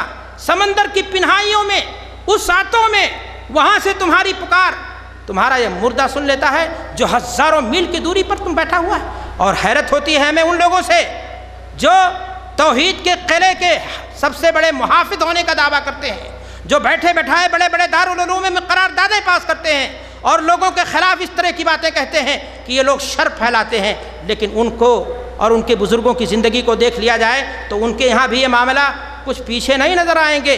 کہا جاتا ہے کہ فلانے بزرگ بمبئی میں بیٹھے ہیں اور ان کے رشتے کا کوئی شاگرد حج کے لیے مکہ کو نکلا، سمندر کی وسعتوں میں، بے پناہ وسعتوں میں، تاریک راتوں میں اس کی کشتی مجدھار میں پھنس جاتی ہے، اور وہ اپنے پیر کا نام لیتا ہے، اپنے استاذ کا نام لیتا ہے، اور استاد جی بمبئی میں بیٹھے بیٹھے اپنی کمر لگاتے ہیں اور جہاز کو جدہ ڈال دیتے ہیں۔ 2 دن کے بعد جب شاگرد کمر میں جو ہے تیل لگا رہا ہوتا تو پوچھتا حضرت یہ چھل کیسے گیا، خراش کیسے آ گئی؟ فرمایا جاتا ہے کہ مت پوچھو، تمہارے رشتے کا بھائی جا رہا تھا اور اس نے غیب سے میری پکار لگائی اور میں نے اس کو یہاں سے وہاں تک کیا کر دیا، پہنچا دیا۔ میرے بھائی اور دوستو، ہم اس کے مخالف ہیں۔ میں نے آپ سے بتایا کہ کوئی بھی کام جب مسلمان اللہ کے نام سے شروع کرے گا، اسلامی طریقے پر کرے گا تو اس میں برکت ہوگی، اس میں خیر ہوگا، اور اگر لڈو بانٹ کر کے، ناریل توڑ کر کے، اور پیر استاد بابا کے نام پر، خواجہ خضر کے نام پر، اور پیری مریدی کی دہائی دے کر کے، بابا کے نام کی منتیں مان کر کے اگر یہ کام کیے جائیں گے تو یقین مانو کہ تمہاری دنیا بھی خراب ہو جائے گی اور تمہاری آخرت بھی خراب ہو جائے گی۔ خسرت دنیا والآخرہ، تمہاری دنیا بھی خراب، تمہاری آخرت بھی خراب ہو جائے گی۔ میرے بھائی اور دوستو، نجات اسی راستے میں ہے جو اسلام نے ہمیں دیا ہے، طریقہ وہی ہمارے لیے قبولیت کا ہوگا جو اللہ کے رسول اور آپ کے صحابہ نے بیان کیا ہے۔ میرے بھائی اور دوستو، ایک مسلمان کو اللہ کے رسول صلی اللہ علیہ وسلم نے دوسرے مسلمان سے ملاقات ہو تو کیا طریقہ بتایا ہے؟ ایک مسلمان دوسرے مسلمان سے جب ملے تو اسلامی طریقہ یہ ہے، اسلامی آداب یہ ہے کہ وہ کہے السلام علیکم ورحمۃ اللہ وبرکاتہ، دوسرا بھی جواب میں کہے وعلیکم السلام ورحمۃ اللہ وبرکاتہ۔ لیکن غیر قوموں کے ہاں کیا ہے؟ چھوٹا بڑے کا کیا کرتا ہے؟ پاؤں چھوتا ہے، گردن جھکاتا ہے، اور بڑا چھوٹے کے سر پہ کیا کرتا ہے؟ ہاتھ رکھتا ہے، کہتا ہے جیتے رہو جیتے رہو، وہ اس کو دعائیں دیتا ہے۔ اور بھی قومیں ہیں اور بھی تہذیبیں ہیں، او گرو جی اور فلان کی آوازیں لگاتے ہیں۔ لیکن افسوس کی بات ہے اسلام کی طرف منسوب لوگ بھی ہیں جو اس اسلامی ادب کو انہوں نے بالائے طاق رکھ دیا۔ ملاقات ہوتی تو کہتے ہیں یا علی المدد، جواب دیا جاتا ہے مولا علی المدد۔ کہاں ہے اسلام اور کہاں ہے مسلمان؟ کھلا ہوا شرک کیا جا رہا ہے۔ بات یہیں پر نہیں، بڑے بڑے پروفیسران ہیں، بڑے بڑے لیکچرر لوگ ہیں، بڑے بڑے دنیا دار بزنس اور تاجر مین ہیں، بڑے بڑے منہج اور عقیدے کی دہائیاں دینے والے ہیں۔ ایک منسٹر صاحب چلے آئے وزیر اعظم صاحب چلے آئیں ان کے کسی مدرسے کی زیارت کرنے کے لیے، پتہ یہ چلا ایسا گردن جھکاتے ہیں کہ جیسے لگے گا کہ رکوع میں چلے جائیں گے۔ میرے بھائی اور دوستو، ترمذی کی روایت ہے، صحابی رسول ہیں، اللہ کے رسول جناب محمد الرسول اللہ صلی اللہ علیہ وسلم کی خدمت میں حاضر ہوتے ہیں، عرض کرتے ہیں کہ اے اللہ کے رسول صلی اللہ علیہ وسلم، کیا ہم ادب میں اپنی پیشانی کو کسی کے سامنے نہ جھکا دیں؟ اللہ کے رسول صلی اللہ علیہ وسلم نے انہیں منع کیا۔ اللہ کے رسول صلی اللہ علیہ وسلم نے فرمایا، ادب کے طور پر بھی اگر کسی کو کسی کے لیے سجدہ درست ہوتا تو عورت کو حکم ہوتا کہ اپنے مرد کے لیے، لیکن آج قدم بوسی کے نام پر کتنی درگاہوں پر یہ پیشانیاں خاک آلود ہو رہی ہیں، جو پیشانی الہ واحد کے سامنے جھکنے کے لیے بنائی گئی تھی، صرف اللہ وحدہ لا شریک کے سامنے جھکنے کے لیے بنائی گئی تھی۔ لیکن میرے بھائی اور دوستو، کہاں کہاں یہ مسلمان جب اللہ سے رشتہ ٹوٹ جاتا ہے تو کہاں کہاں کی خاک چھانتا ہے اور کن کن ذلتوں کا کیا ہو جاتا ہے، وہ شکار ہو جاتا ہے۔ میرے بھائی اور دوستو، آپ کو معلوم ہے کہ نچھتر کی کوئی حیثیت نہیں ہے شرعی، قطب، یہ تارے اور ستارے، ان کی کوئی تاثیر آپ کی زندگی میں نہیں ہے۔ نفع اور نقصان کا مالک کون ہے؟ اللہ تبارک و تعالیٰ ہے۔ ایک مسلمان کا یہی عقیدہ ہے کہ اللہ جس کو چاہے عزت دے دے، جس کو چاہے ذلت دے دے، جس کو چاہے نفع سے دو چار کر نفع دے دے اور جس کو چاہے گھاٹے سے دو چار، اس کی مرضی، وہ دے کے بھی آزماتا ہے، لے کے بھی آزماتا ہے، جس کو چاہے بیمار کر دے اور جب چاہے کیا کر دے، شفا دے دے۔ یہ ساری چیزیں اس کے اختیار کی ہیں، قدرت اس کی ہے اور حکم اسی کا چلتا ہے۔ لیکن میرے بھائی اور دوستو، اگر کوئی شخص یہ سمجھتا ہے کہ فلاں تارے میں یہ تاثیر ہے، جیسا کہ ہندوؤں کا عقیدہ ہے، ہندوؤں کے ہاں تارے ٹوٹتے ہیں، ان کا عقیدہ ہے جب تارا ٹوٹے تو مانگو، تو جو مانگو گے وہ مل جائے گا، اور اسی ناطے فلموں میں یہ چیزیں دکھائی جاتی ہیں اور تارا توڑایا جاتا ہے اور پھر وہاں دعائیں مانگی ہوئی دکھائی جاتی ہیں اور پھر اس کے بعد منتیں مرادیں بھی جو ہے پوری ہوتے ہوئے دکھایا جاتا ہے۔ میرے بھائی اور دوستو، یہ طریقہ مسلمانوں کا نہیں تھا۔ مسلمان کسی قطب کی اور کسی تارے کی عزت اور اس میں یہ تصور رکھ کر کے کہ یہ نفع نقصان یا اس کی کوئی تاثیر ہے، ایسا کچھ عقیدہ نہیں رکھتا ہے۔ لیکن افسوس کی بات ہے، آج تو لوگوں نے حدیثیں گڑھ ڈالی، کہا اللہ تبارک و تعالیٰ نے سب سے پہلے اللہ کے نبی کا نور پیدا کیا اور اس نور کو قطب تارے میں اللہ تبارک و تعالیٰ نے رکھا۔ یہاں تک کہ کتنے مسلمان ہیں جو قطب تارے کی طرف اپنے چارپائی کی پایتانہ نہیں رکھتے ہیں، اس کی طرف پیر نہیں پھیلاتے، اور یہی نہیں، کتنے مسلمان آپ کو ملیں گے جو یہ کہتے ہوئے نہیں ڈرتے، نہ انہیں کوئی حیا اور شرم آتی، کہتے ہیں قسمت کا ستارہ اس وقت گردش کر رہا ہے، بھائی کیا حال ہے، اللہ کا شکر نہیں کہے گا کہ اللہ کا شکر ہے، اللہ کا کرم ہے، بلکہ کہے گا قسمت کے ستارے گردش کر رہے ہیں۔ قسمت کے ستارے گردش کس کے کرتے ہیں؟ مسلمان کسی نجومی اور کاہن کے پاس نہیں جاتا، کسی سے غیب کی خبریں نہیں مانگتا، کسی سے قسمت کے بارے میں پتہ نہیں کرتا، اس لیے کہ ان چیزوں کا حال اللہ تبارک و تعالیٰ جانتا ہے۔ اور اگر کوئی جاتا ہے کسی نجومی کے پاس، کسی کاہن کے پاس، تو یاد رکھو پھر وہ اپنا ایمان اور اپنا اسلام کھو کر کے وہاں سے لوٹتا ہے۔ اللہ کے رسول صلی اللہ علیہ وسلم نے فرمایا، من اتی کاہنا وعرافا فصدقه فيما يقول فقد كفر بما انزل على محمد۔ اگر کوئی شخص ہاتھ دکھانے کے لیے مجرد مذاق میں چلا جائے، لم تقبل له صلاة 40 يوما، اور اگر اس کی بات پر ایمان لے آئے، ہو سکتا ہے شیطان کوئی ایسی بات کہہ دے جو بعد میں پیش آ جائے اور اس کے دل میں کانٹا لگ جائے کہ ہاں یار اس نے یہ بات کہی تھی اور یہ دیکھو یہ بات پیش آئی۔ اگر ایسا عقیدہ ہوا تو میرے بھائی اور دوستو، آپ اس شریعت کا انکار کرنے والوں میں سے ہو جائیں گے جو اللہ کے رسول جناب محمد الرسول اللہ صلی اللہ علیہ وسلم کے اوپر اتری۔ افسوس کی بات ہے، آج مسلمان ٹوپیاں لگا کر کے، بڑی بڑی ٹوپیاں، بڑی بڑی شیروانیاں عمدہ قسم کی معقول صورت بنا کر کے ٹیلی ویژن میں بیٹھتا ہے، استخارے کے نام پر بیٹھتا ہے اور استخارے کے نام پر تعویذ اور شرکیہ دھندا کر رہا ہوتا ہے، لوگوں کی قسمت کے بنانے اور بتانے کا کام کر رہا ہوتا ہے، لوگوں کو شادی اور بیاہ کی تاریخیں فکس کرا رہا ہوتا ہے۔ اللہ کے رسول صلی اللہ علیہ وسلم نے استخارے کی تعلیم دی ہے، ہم استخارے کا انکار نہیں کرتے ہیں۔ ایک مسلمان جب کوئی اپنا کام کرے تو اسے استخارہ کرنا چاہیے، اس لیے کہ جب کام کو اللہ کے سپرد کر دے گا تو انشاءاللہ اللہ کے حکم سے ہر حال میں اس میں کیا ہوگی؟ برکت ہوگی۔ اللہ کے رسول صلی اللہ علیہ وسلم نے استخارے کی تعلیم دی ہے، لیکن استخارے کے نام پر کہانت کی جائے، استخارے کے نام پر گادی اور ہاتھ دیکھا جائے، اس کی لکیریں دیکھی جائیں اور مسلمان بیٹھ کر کے داڑھیاں رکھ کر کے یہ کہے کہ یہ ہاتھ کی لکیریں بولتی ہیں، تو ایسا کوئی عقیدہ اگر آپ نے رکھا تو آپ کو اپنے ایمان کی سلامتی کی، آپ کو اپنے عقیدے کی سلامتی کی دعا کرنی چاہیے۔ میرے بھائی اور دوستو، یہ سارے کے سارے عقائد اور یہ سارے کے سارے نظریات یہ مشرکانہ ہیں، ہندوانہ ہیں، جو آج امت اسلام کے اندر بڑی آسانی کے ساتھ رائج ہوتے چلے جا رہے ہیں، اور امت اسلام ان چیزوں کو تہذیب کے نام پر، ثقافت کے نام پر، بہت ساری چیزوں کے نام پر قبول کرتی جا رہی ہے۔ میرے بھائی اور دوستو، معذرت کے ساتھ، بہت ہی ادب کے ساتھ، کوئی میری بات کا کوئی اور معنی نہ لے لے، اسلام کے نام پر بننے والا ملک ہے ہمارا پڑوسی ملک پاکستان۔ بسنت کا تہوار بڑی دھوم دھام جوش و خروش سے منایا جاتا ہے۔ یہ بسنت کا تہوار کیا ہے ذرا بتا دیجئے؟ وزیر اعظم پہنچتے ہیں اس میں جوش و خروش بھرنے کے لیے۔ یہ بسنت کا تہوار خالص ہندوانہ تہوار ہے۔ ہندو اپنے عقیدے کے مطابق موسم بہار جب لگتا ہے، گیہوں کی فصل جب ڈالی جاتی ہے، تو وہ اپنے دیوی دیوتاؤں کو اس میں سے نظر کرتا ہے اور پھر ان سے دعائیں کرتا ہے کہ پیدائش میں کچھ بڑھوتری ہو جائے، کچھ اور چیزیں ڈال دی جائیں۔ آج مسلمان اگر ثقافت کے نام پر، تہذیب کے نام پر یہی چیز کرے گا، پتنگ بازی اس میں کرے گا اور نامعلوم کیا کیا خرافات کرے گا، تو پھر کس بات کا اسلام ہے اور کس بات کا مسلمان ہے؟ اللہ کے رسول صلی اللہ علیہ وسلم نے تو فرمایا تھا، من تشبہ بقوم فہو منہم، جو کسی قوم کے ساتھ کسی بھی ایسی چیز کے اندر جو محض عادت نہیں بلکہ اس قوم کی عبادت کے طور پر وہ چیز انجام دی جا رہی ہے، اگر کسی شخص نے انجام دینے کی کوشش کی تو وہ اس کا شمار اسی میں سے ہوگا۔ اللہ کے رسول فرماتے ہیں ہدینا مخالف لہدیہم، ہمارا طریقہ، اسلام کا طریقہ، مسلمانوں کا طریقہ، مسلمان کی صورت، مسلمان کی زندگی، مسلمان کا لباس، مسلمان کی شادی، مسلمان کا اٹھنا بیٹھنا، مسلمان کے معاملات غیروں سے مختلف نمایاں نظر آئے، دیکھتے ہی لگے کہ یہ اللہ کا ولی ہے، شیطان کا دشمن ہے۔ اگر آپ کا بھی چہرہ مہرہ ویسے رہے، پتہ ہی نہ چلے کہ ہندو ہے یا مسلمان، تو پھر کس بات کا ایمان اور کہاں ہے ایمان کا تقاضا؟ تو میرے بھائی اور دوستو، میں عرض یہ کر رہا تھا کہ آج مسلمانوں کو ضرورت ہے سمجھنے کی، سمجھانے کی کہ آج ہم حساس ہوں اپنے تعلق سے، اپنے بال بچوں کے تعلق سے، ورنہ دشمن بڑا چالاک ہے۔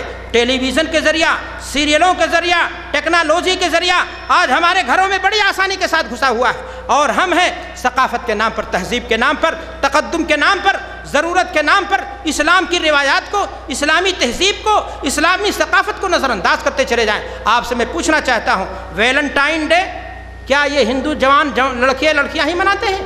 مسلمان نہیں مناتا۔ ہولی کی رسموں میں آج مسلمان شریک نظر آئیں گے۔ آج برملا کہا جاتا ہے کہ ہم تعزیہ بھی اٹھاتے ہیں اور رام نومی بھی کھیلتے ہیں۔ اللہ اکبر!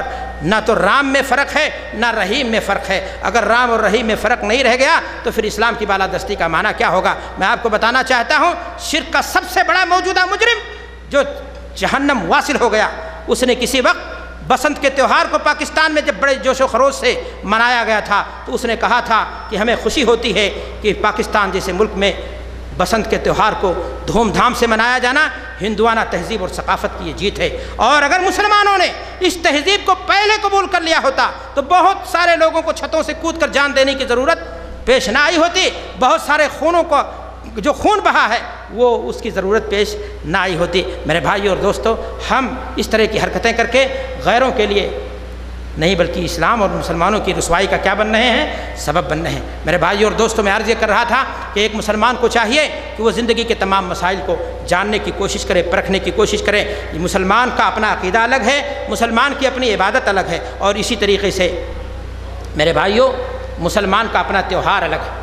اللہ کے رسول صلی اللہ علیہ وسلم نے فرمایا لِكُلِّ قَوْمٍ عِيدًا وَهَذَا عِيدُنَا، لِكُلِّ قَوْمٍ عِيدٌ وَهَذَا عِيدُنَا، ہر قوم کے لیے ایک عید کا دن ہوتا ہے جس دن کو وہ قوم جشن کے طور پر مناتی ہے، قومی تہوار سمجھ کر کے خوشی محسوس کرتی ہے۔ اللہ کے رسول صلی اللہ علیہ وسلم نے ایک مسلمان کے لیے قومی تہوار کا دن عید کا دن قرار دیا، قومی تہوار کا دن بقرعید کا دن قرار دیا۔ اب ایک مسلمان اگر برتھ ڈے کے نام پر کوئی دن متعین کرتا ہے، کرسمس کے نام پر کوئی دن متعین کرتا ہے، ہولی کے نام پر کوئی دن متعین کرتا ہے اور کہتا ہے بھائی پاس پڑوس کے لوگ ہیں وہ ہماری خوشی میں شریک ہوتے ہیں، ہم ان کی خوشی میں شریک ہوتے ہیں، میرے بھائی اور دوستو میں کہنا چاہوں گا کہ آپ کو اپنے ایمان کی سلامتی کی کیا کرنی چاہیے؟ دعا کرنی چاہیے۔ یاد رکھیں، کوئی بھی تہوار کسی بھی قوم کا، وہ کسی بھی قوم کا تہوار ہو، اس کے مذہب سے جڑا ہوتا ہے۔ امیر المومنین حضرت عمر فاروق کے زمانے میں خلافت راشدہ کا دور ہے، لوگوں نے لوگوں نے غیر مسلموں کے پروگراموں کو محض دیکھنے کی شوق ظاہر کیا، انہوں نے سختی سے منع کر دیا۔ اگر کوئی خوبی کسی کے ہاں تھی تو یہ ایک مسلمان کا ایمان اور عقیدہ ہونا چاہیے کہ مذہب اسلام نے اس کو اسلام کا جز بنا دیا ہے۔ اگر کوئی برائی تھی تو اسلام نے اس چیز کو کیا کر دیا ہے؟ حرام قرار دیا ہے۔ میرے بھائی اور دوستو، ہمارے پاس جو کچھ ہے وہ بہت ہے، ہمیں غیروں کا محتاج اللہ تبارک و تعالیٰ نے نہیں بنایا۔ اللہ کے رسول صلی اللہ علیہ وسلم نے زندگی کے ہر پہلو پہ ایک مسلمان کی کیا کری ہے؟ رہنمائی کی ہے۔ مسلمان ایک زندہ قوم ہے، اس کے پاس قرآن مجید ہے، وہ نماز پڑھتا ہے، اہدنا الصراط المستقیم صراط الذین انعمت علیہم غیر المغضوب علیہم ولا الضالین، دعائیں کرتا ہے کہ اللہ اس راستے سے بچا جن پر چل کر کے لوگ برباد ہو گئے، تیرا غضب نازل ہو گیا، یہود و نصارہ۔ اور جب زندگی دیکھیے، شکل و صورت دیکھیے، کپڑے کی اسٹائل دیکھیے، بال کی کٹنگ دیکھیے، چال ڈھال دیکھیے، زبان اور گفتگو دیکھیے، تو فخر محسوس کرتا ہے کہ میں انگریزی بولتا ہوں، اور لکھتا ہے کہ عیب کی بات ہے کہ آج کے زمانے میں کوئی مسلمان انگریزی نہ بول پائے۔ لیکن میں کہتا ہوں کہ عیب کی بات ہے کسی مسلمان کے لیے کہ آج کے زمانے میں وہ اتنا بھی عربی نہیں جانتا جس سے رب کا کلام سمجھ سکے، رب کے فرمان کو وہ سمجھ سکے۔ سب سے بڑے عیب کی بات اور شرمساری کی بات یہ ہے کہ ایک مسلمان رب کے قرآن کو سمجھنے کے لیے وہ زبان نہیں جانتا۔ میرے بھائی اور دوستو، میں عرض یہ کر رہا تھا کہ انگریزی پڑھنا برا نہیں ہے، آپ پڑھیں، زندگی کی ترقی بھی ضروری ہے، لیکن اپنے حقیقت کو نہیں بھولنا چاہیے۔ تم شوق سے کالج میں پڑھو، چرخ میں جھومو، جہاں دل چاہے وہاں گھومو، لیکن ایک بات بندے مومن کی رہے یاد، اللہ اور اس کی حقیقت کو نہ بھولو۔ میرے بھائی اور دوستو، میں اپنی بات کو مختصر کرتے ہوئے، اپنی بات کو آگے بڑھاتے ہوئے میں کہنا چاہتا ہوں کہ تہوار کے تمام جو مسائل ہیں، یہ تفصیلی طلب مسئلہ ہے، اس میں ایک مسلمان غیر مسلموں کے تہوار میں کسی بھی طریقے کا تعاون اور کسی بھی اس طریقے کی شرکت، یہ تعاون علی البر والتقوی ولا تعاون علی الاثم والعدوان کے تحت ہوگی۔ اگر ایک غیر مسلم کے تہوار میں پاس پڑوس میں بسنے کے ناطے آپ شریک ہوتے ہیں اور اس لیے کہ تاکہ اس کی ہمت افزائی کریں، اس میں تعاون دیں، تو یہ گناہ پر تعاون ہوگا۔ اس لیے ایک مسلمان ہمسایہ کا حقوق اور ہیں، ان کی عبادت آپ کرنے لگو، انہی جیسے آپ ٹیکا لگا لو، اس کی طرح پرساد کھانے لگو، اسی کی طرح کالی اور بھوانی کے مجلس پر پہنچ جاؤ، یہ اسلام نہیں سکھاتا ہے۔ اسلام یہ سکھاتا ہے کہ انسانی بنیاد پر اگر اس کی کوئی ضرورت ہے تو اس کے ساتھ کھڑے ہو جاؤ، اگر اس کا بچہ بیمار ہے تو اس کے علاج کے لیے تم پیسے کا انتظام کر دو۔ اللہ کے رسول فرماتے ہیں کہ لیس المؤمن بالذی اشبع وجارہ جائع فی جنبہ، کہ ایمان آپ کے ایمان میں ایک سید ہے، آپ کے ایمان میں کمی ہے، اگر آپ کا پڑوسی غیر مسلم ہی کیوں نہ صحیح، اگر بھوک سے تڑپ کر کے اس کا بچہ سو گیا اور آپ لا کر کے ہانڈی چڑھا کر کے اور مرغ مسلم کھا گئے اور آپ نے اس کو شوربہ بھی نہیں دیا، تو یہ آپ کے ایمان میں کیا کہے؟ کمی ہے۔ اسلام نے تعلیم دی ہے اپنے پڑوسیوں کے حقوق کو خیال رکھنے کی اور ہمسایہ لوگوں کے خیال کی، غیر قوموں کے ساتھ شفقت کرنے کی، لیکن شفقت کا مفہوم یہ نہیں ہے کہ انہی کے رنگ میں ہم رکھ جائیں، بلکہ صبغۃ اللہ ومن احسن من اللہ صبغہ، اللہ کے رنگ میں، رسول کے فرمان کے رنگ میں رکھنے کی کوشش کرنی چاہیے۔ میرے بھائی اور دوستو، میں زندگی کے ایک اور معاملے کو آپ کے سامنے رکھنا چاہتا ہوں۔ شادی کے تعلق سے اسلام نے ایک مسلمان کو کیا تعلیم دی؟ اللہ کے رسول صلی اللہ علیہ وسلم نے شادی کو کتنا آسان بنایا ہے۔ آئیے ایک حدیث دیکھتے ہیں، بخاری کی روایت ہے، صحابی رسول مکہ سے مدینہ ہجرت کر کے آتے ہیں، عبد الرحمن بن عوف غالباً، اللہ کے رسول جناب محمد الرسول اللہ صلی اللہ علیہ وسلم نے اس مہاجر صحابی کو انصاری صحابی کا بھائی بنا دیا۔ اللہ اکبر، تاریخ انسانیت نے ایسے بھی عظیم مواقع دیکھے ہیں۔ اس مہاجر بھائی نے کہا کہ اس انصاری بھائی نے کہا کہ مہاجر بھائی، تم لٹ لٹا کر کے وہاں سے چھوڑا کر کے آئے ہو، تمہارے پاس کوئی چیز نہیں ہے، میرے پاس کھیت ہے، میں اپنی جائیداد کا آدھا تمہیں دے رہا ہوں، میرے پاس اللہ اکبر، کہا 2 بیویاں ہیں، جو تم کو پسند ہو، للہ فی اللہ، میں اس کو طلاق دے دیتا ہوں، تم اس سے شادی کر لو تاکہ تمہاری زندگی بھی سکون سے گزر جائے۔ اللہ اکبر، اللہ اکبر۔ مہاجر صحابی بھی غیرت دار تھے، کہا مجھے اس کی ضرورت نہیں ہے، مجھے بازار کا راستہ بتا دیجیے۔ بازار کا راستہ بتایا گیا، وہ بازار جانے لگے، بزنس اور تجارت میں لگ گئے۔ چند روز گزرے ہیں، اللہ کے رسول صلی اللہ علیہ وسلم کی خدمت میں صحابی حاضر ہوتے ہیں، ان کے کپڑے پر خوشبو لگا ہوا۔ اللہ کے رسول صلی اللہ علیہ وسلم پوچھتے ہیں کہ ماجرا کیا ہے میرے ساتھی؟ کہا اللہ کے رسول صلی اللہ علیہ وسلم، میں نے ایک انصاری لڑکی سے شادی کر لی۔ کہا مہر میں کیا دیا؟ کہا کھجلی کے گٹھلی کے برابر سونا، کہا ولیمہ کر ڈالو چاہے 1 بکری۔ کتنا آسان ہے شادی۔ اللہ کے رسول صلی اللہ علیہ وسلم سب سے زیادہ ان صحابی کی نگاہ میں عزیز تھے، لیکن آپ نے غور کیا کہ صحابی رسول کو جب شادی کے لیے رشتہ مناسب مل گیا تو انہوں نے اللہ کے رسول صلی اللہ علیہ وسلم کی شرکت اس اپنی شادی میں ضروری بارات میں نہیں سمجھی، مدینۃ الرسول اس وقت بہت چھوٹا رہا ہوگا۔ اللہ کے رسول صلی اللہ علیہ وسلم فرما رہے ہیں کہ ولیمہ کر ڈالو چاہے ایک ہی بکری، یہ بھی نہیں کہہ رہے ہیں کہ مجھے بھی اس میں شریک ہونا کیا ہوگا، ضرور رکھنا۔ میرے بھائی اور دوستو، یہ بھی دیکھا آپ نے کہ صحابی مہاجر تھے، لڑکی انصاریہ تھی، لیکن آج افسوس کہ مسلمانوں نے کتنی پریشانیاں پیدا کر لی ہیں۔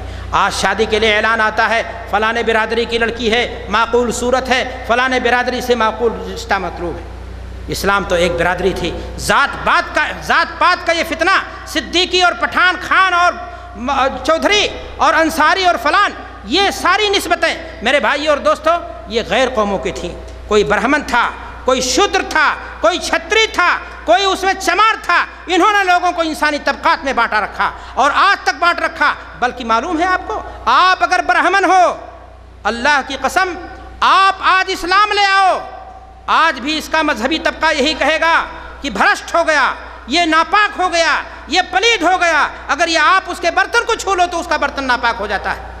میرے بھائی اور دوستو، یہی بات ایک مسلمان کے ایمانی غیرت کے لیے کافی تھی کہ کفر کی رسموں سے، ہندوانہ رسموں سے، ان کی تمام تہذیبوں سے، تمام تیوہاروں سے ایک مسلمان نفرت کا اظہار کرتا۔ لیکن افسوس آج کا وہ مسلمان اس معیار پر برقرار نہیں رہ سکا۔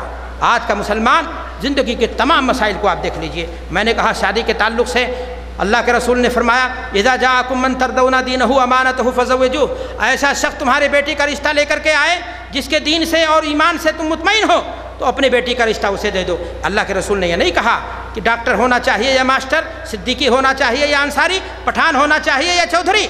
مسلمان ایک ہوتا ہے۔ کلمہ پڑھنے کے بعد بلال حبشی بھی اللہ کے رسول صلی اللہ علیہ وسلم کے معزز ترین خاندان کے جو افراد، چچا اور دیگر لوگ تھے جو اسلام سے کے دامن سے وابستہ نہیں ہوئے، ان پر فوقیت لے گئے، ان پر برتری انہیں حاصل ہو گئی ایمان کی بنیاد پر۔ من بطا بہ عملہ لم یفد بہ نسبہ، جس کا عمل پیچھے رہ جائے گا اس کو اس کا خاندان اور اس کا نسب فائدہ نہیں دے گا۔ لیکن میرے بھائی اور دوستوں، میں نے آپ سے کہا کہ شادی کے تعلق سے مسلمانوں نے آج کتنی پریشانیاں کھڑی کر دی ہیں۔ کتنی بچیاں ہیں جو سید اپنے آپ کو لکھتی ہیں، ہاشمی خاندان ہونے کی سرٹیفکیٹ دیتی ہیں، لیکن وہ گھروں میں بیٹھی ہیں اس لیے کہ ان کے باپ کے پاس جہیز دینے کے لیے معقول رقم نہیں ہے۔ شادی کا جو بوجھ ہوتا ہے، جو خرچہ ہوتا ہے، اس کا باپ اس کو برداشت کرنے کی ہمت نہیں رکھتا ہے۔ میرے بھائی اور دوستوں، میں آپ سے عرض کرنا چاہتا ہوں کہ اللہ کے رسول صلی اللہ علیہ وسلم نے کیا بتایا تھا کہ جب معقول رشتہ آئے اسے دے دو اپنی بچی، اور اگر ایسا نہیں کرو گے تو فتنہ ہوگا، فساد عریض، اور بہت بڑا فساد پھیلے گا۔ آج ایک مسلمان کسی مسلمان کے گھر جا کر کے اس کے شادی کا بغور مطالعہ کر لے، میں سب کی بات نہیں کرتا، ہر معاملے میں استثناء ہے، گنجائش ہے ہر معاملے میں، لیکن میرے بھائی اور دوستو، مسلمانوں کی اکثریت اور ان کی شادیوں کا حال اگر جا کر کے کوئی شخص دیکھے تو شادی کے پہلے جتنے مسائل ہوتے ہیں، چاہے وہ مگنی ہو، چاہے وہ نیوتا ہو، چاہے وہ مہندی کی رسم ہو، چاہے وہ اور دیگر رسمیں ہوں، اور شادی کے بعد جتنی رسمیں ہیں، چاہے بارات کا لانا ہو، چاہے جہیز کا دینا ہو، چاہے دولہے کو گھر میں بلانا ہو، سالیوں کا، بھابھیوں کا اس کے ساتھ مذاق ہو، اور بھدے جملے ہوں، گیت اور گانے ہوں، موسیقی اور نہ معلوم کیا کیا خرافات ہوں، بس ایک مولوی صاحب ہوتے ہیں جہاں نکاح کے وقت ان کو بٹھا کر کے بیوقوف بنا دیا جاتا ہے، اور مولوی صاحب بھی اگر اس وقت کچھ کہنے کی کوشش کرتے ہیں تو یہ کہہ کر کے دامن جھاڑنے کی کوشش کی جاتی ہے کہ آج خوشی کا دن ہے، پلیز آج شادی کا دن ہے، پلیز اسلام کی بات نہ کیجیے۔ تو کیا شادی اسلام کے طریقے پر نہیں ہوگی بلکہ غیر اسلام کے طریقے پر کی جائے گی؟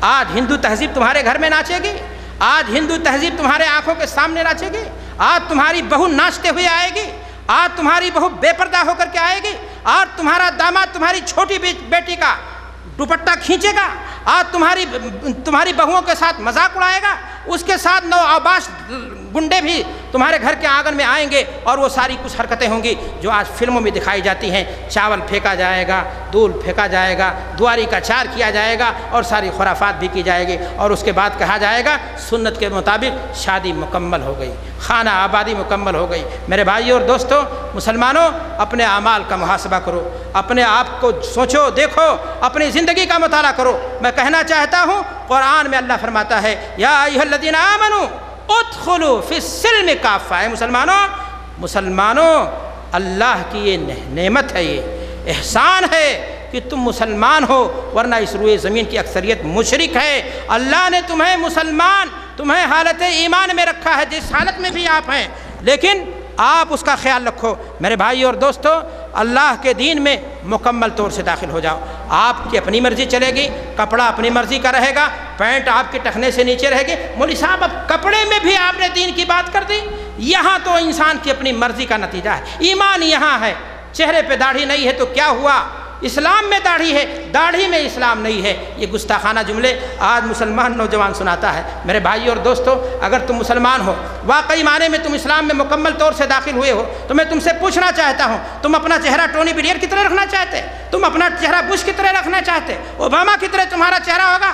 شاہ رخ تمہارا آئیڈیل ہے؟ سلمان خان تمہارا آئیڈیل ہے؟ یا ابو بکر صدیق تمہارے لیے آئیڈیل ہے؟ اللہ کے رسول کی بیٹی فاطمہ تمہاری بیٹی کے لیے آئیڈیل ہے؟ تمہاری بیوی کے لیے خدیجہ اور عائشہ تمہارے بیوی کے لیے بطور بیوی اور اللہ کے رسول صلی اللہ علیہ وسلم کی انہوں نے کیسی خدمت کی تھی، وہ آئیڈیل بنیں گی۔ اگر آپ نے اسلام کو سمجھنا ہے اور اسلام کو جاننا ہے اور تو آپ اسلام کے بارے میں مطالعہ کیجئے، قرآن مجید کو پڑھیے، رسول کریم صلی اللہ علیہ وسلم کی سنتوں کا مطالعہ کیجئے۔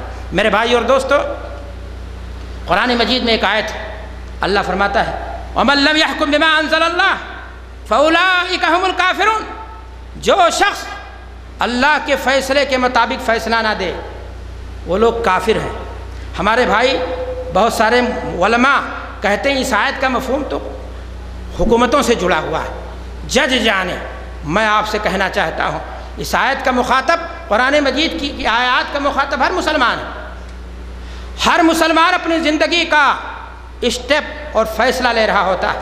اگر سگریٹ کو اٹھاتا ہے گاڑھی کمائی کی دولت کے ذریعہ تو وہاں بھی اللہ کا حکم اس کے سامنے ہے وَلَا تُبَذِّرْ تَبْذِيرًا إِنَّ الْمُبَذِّرِينَ كَانُوا إِخْوَانَ الشَّيَاطِينَ۔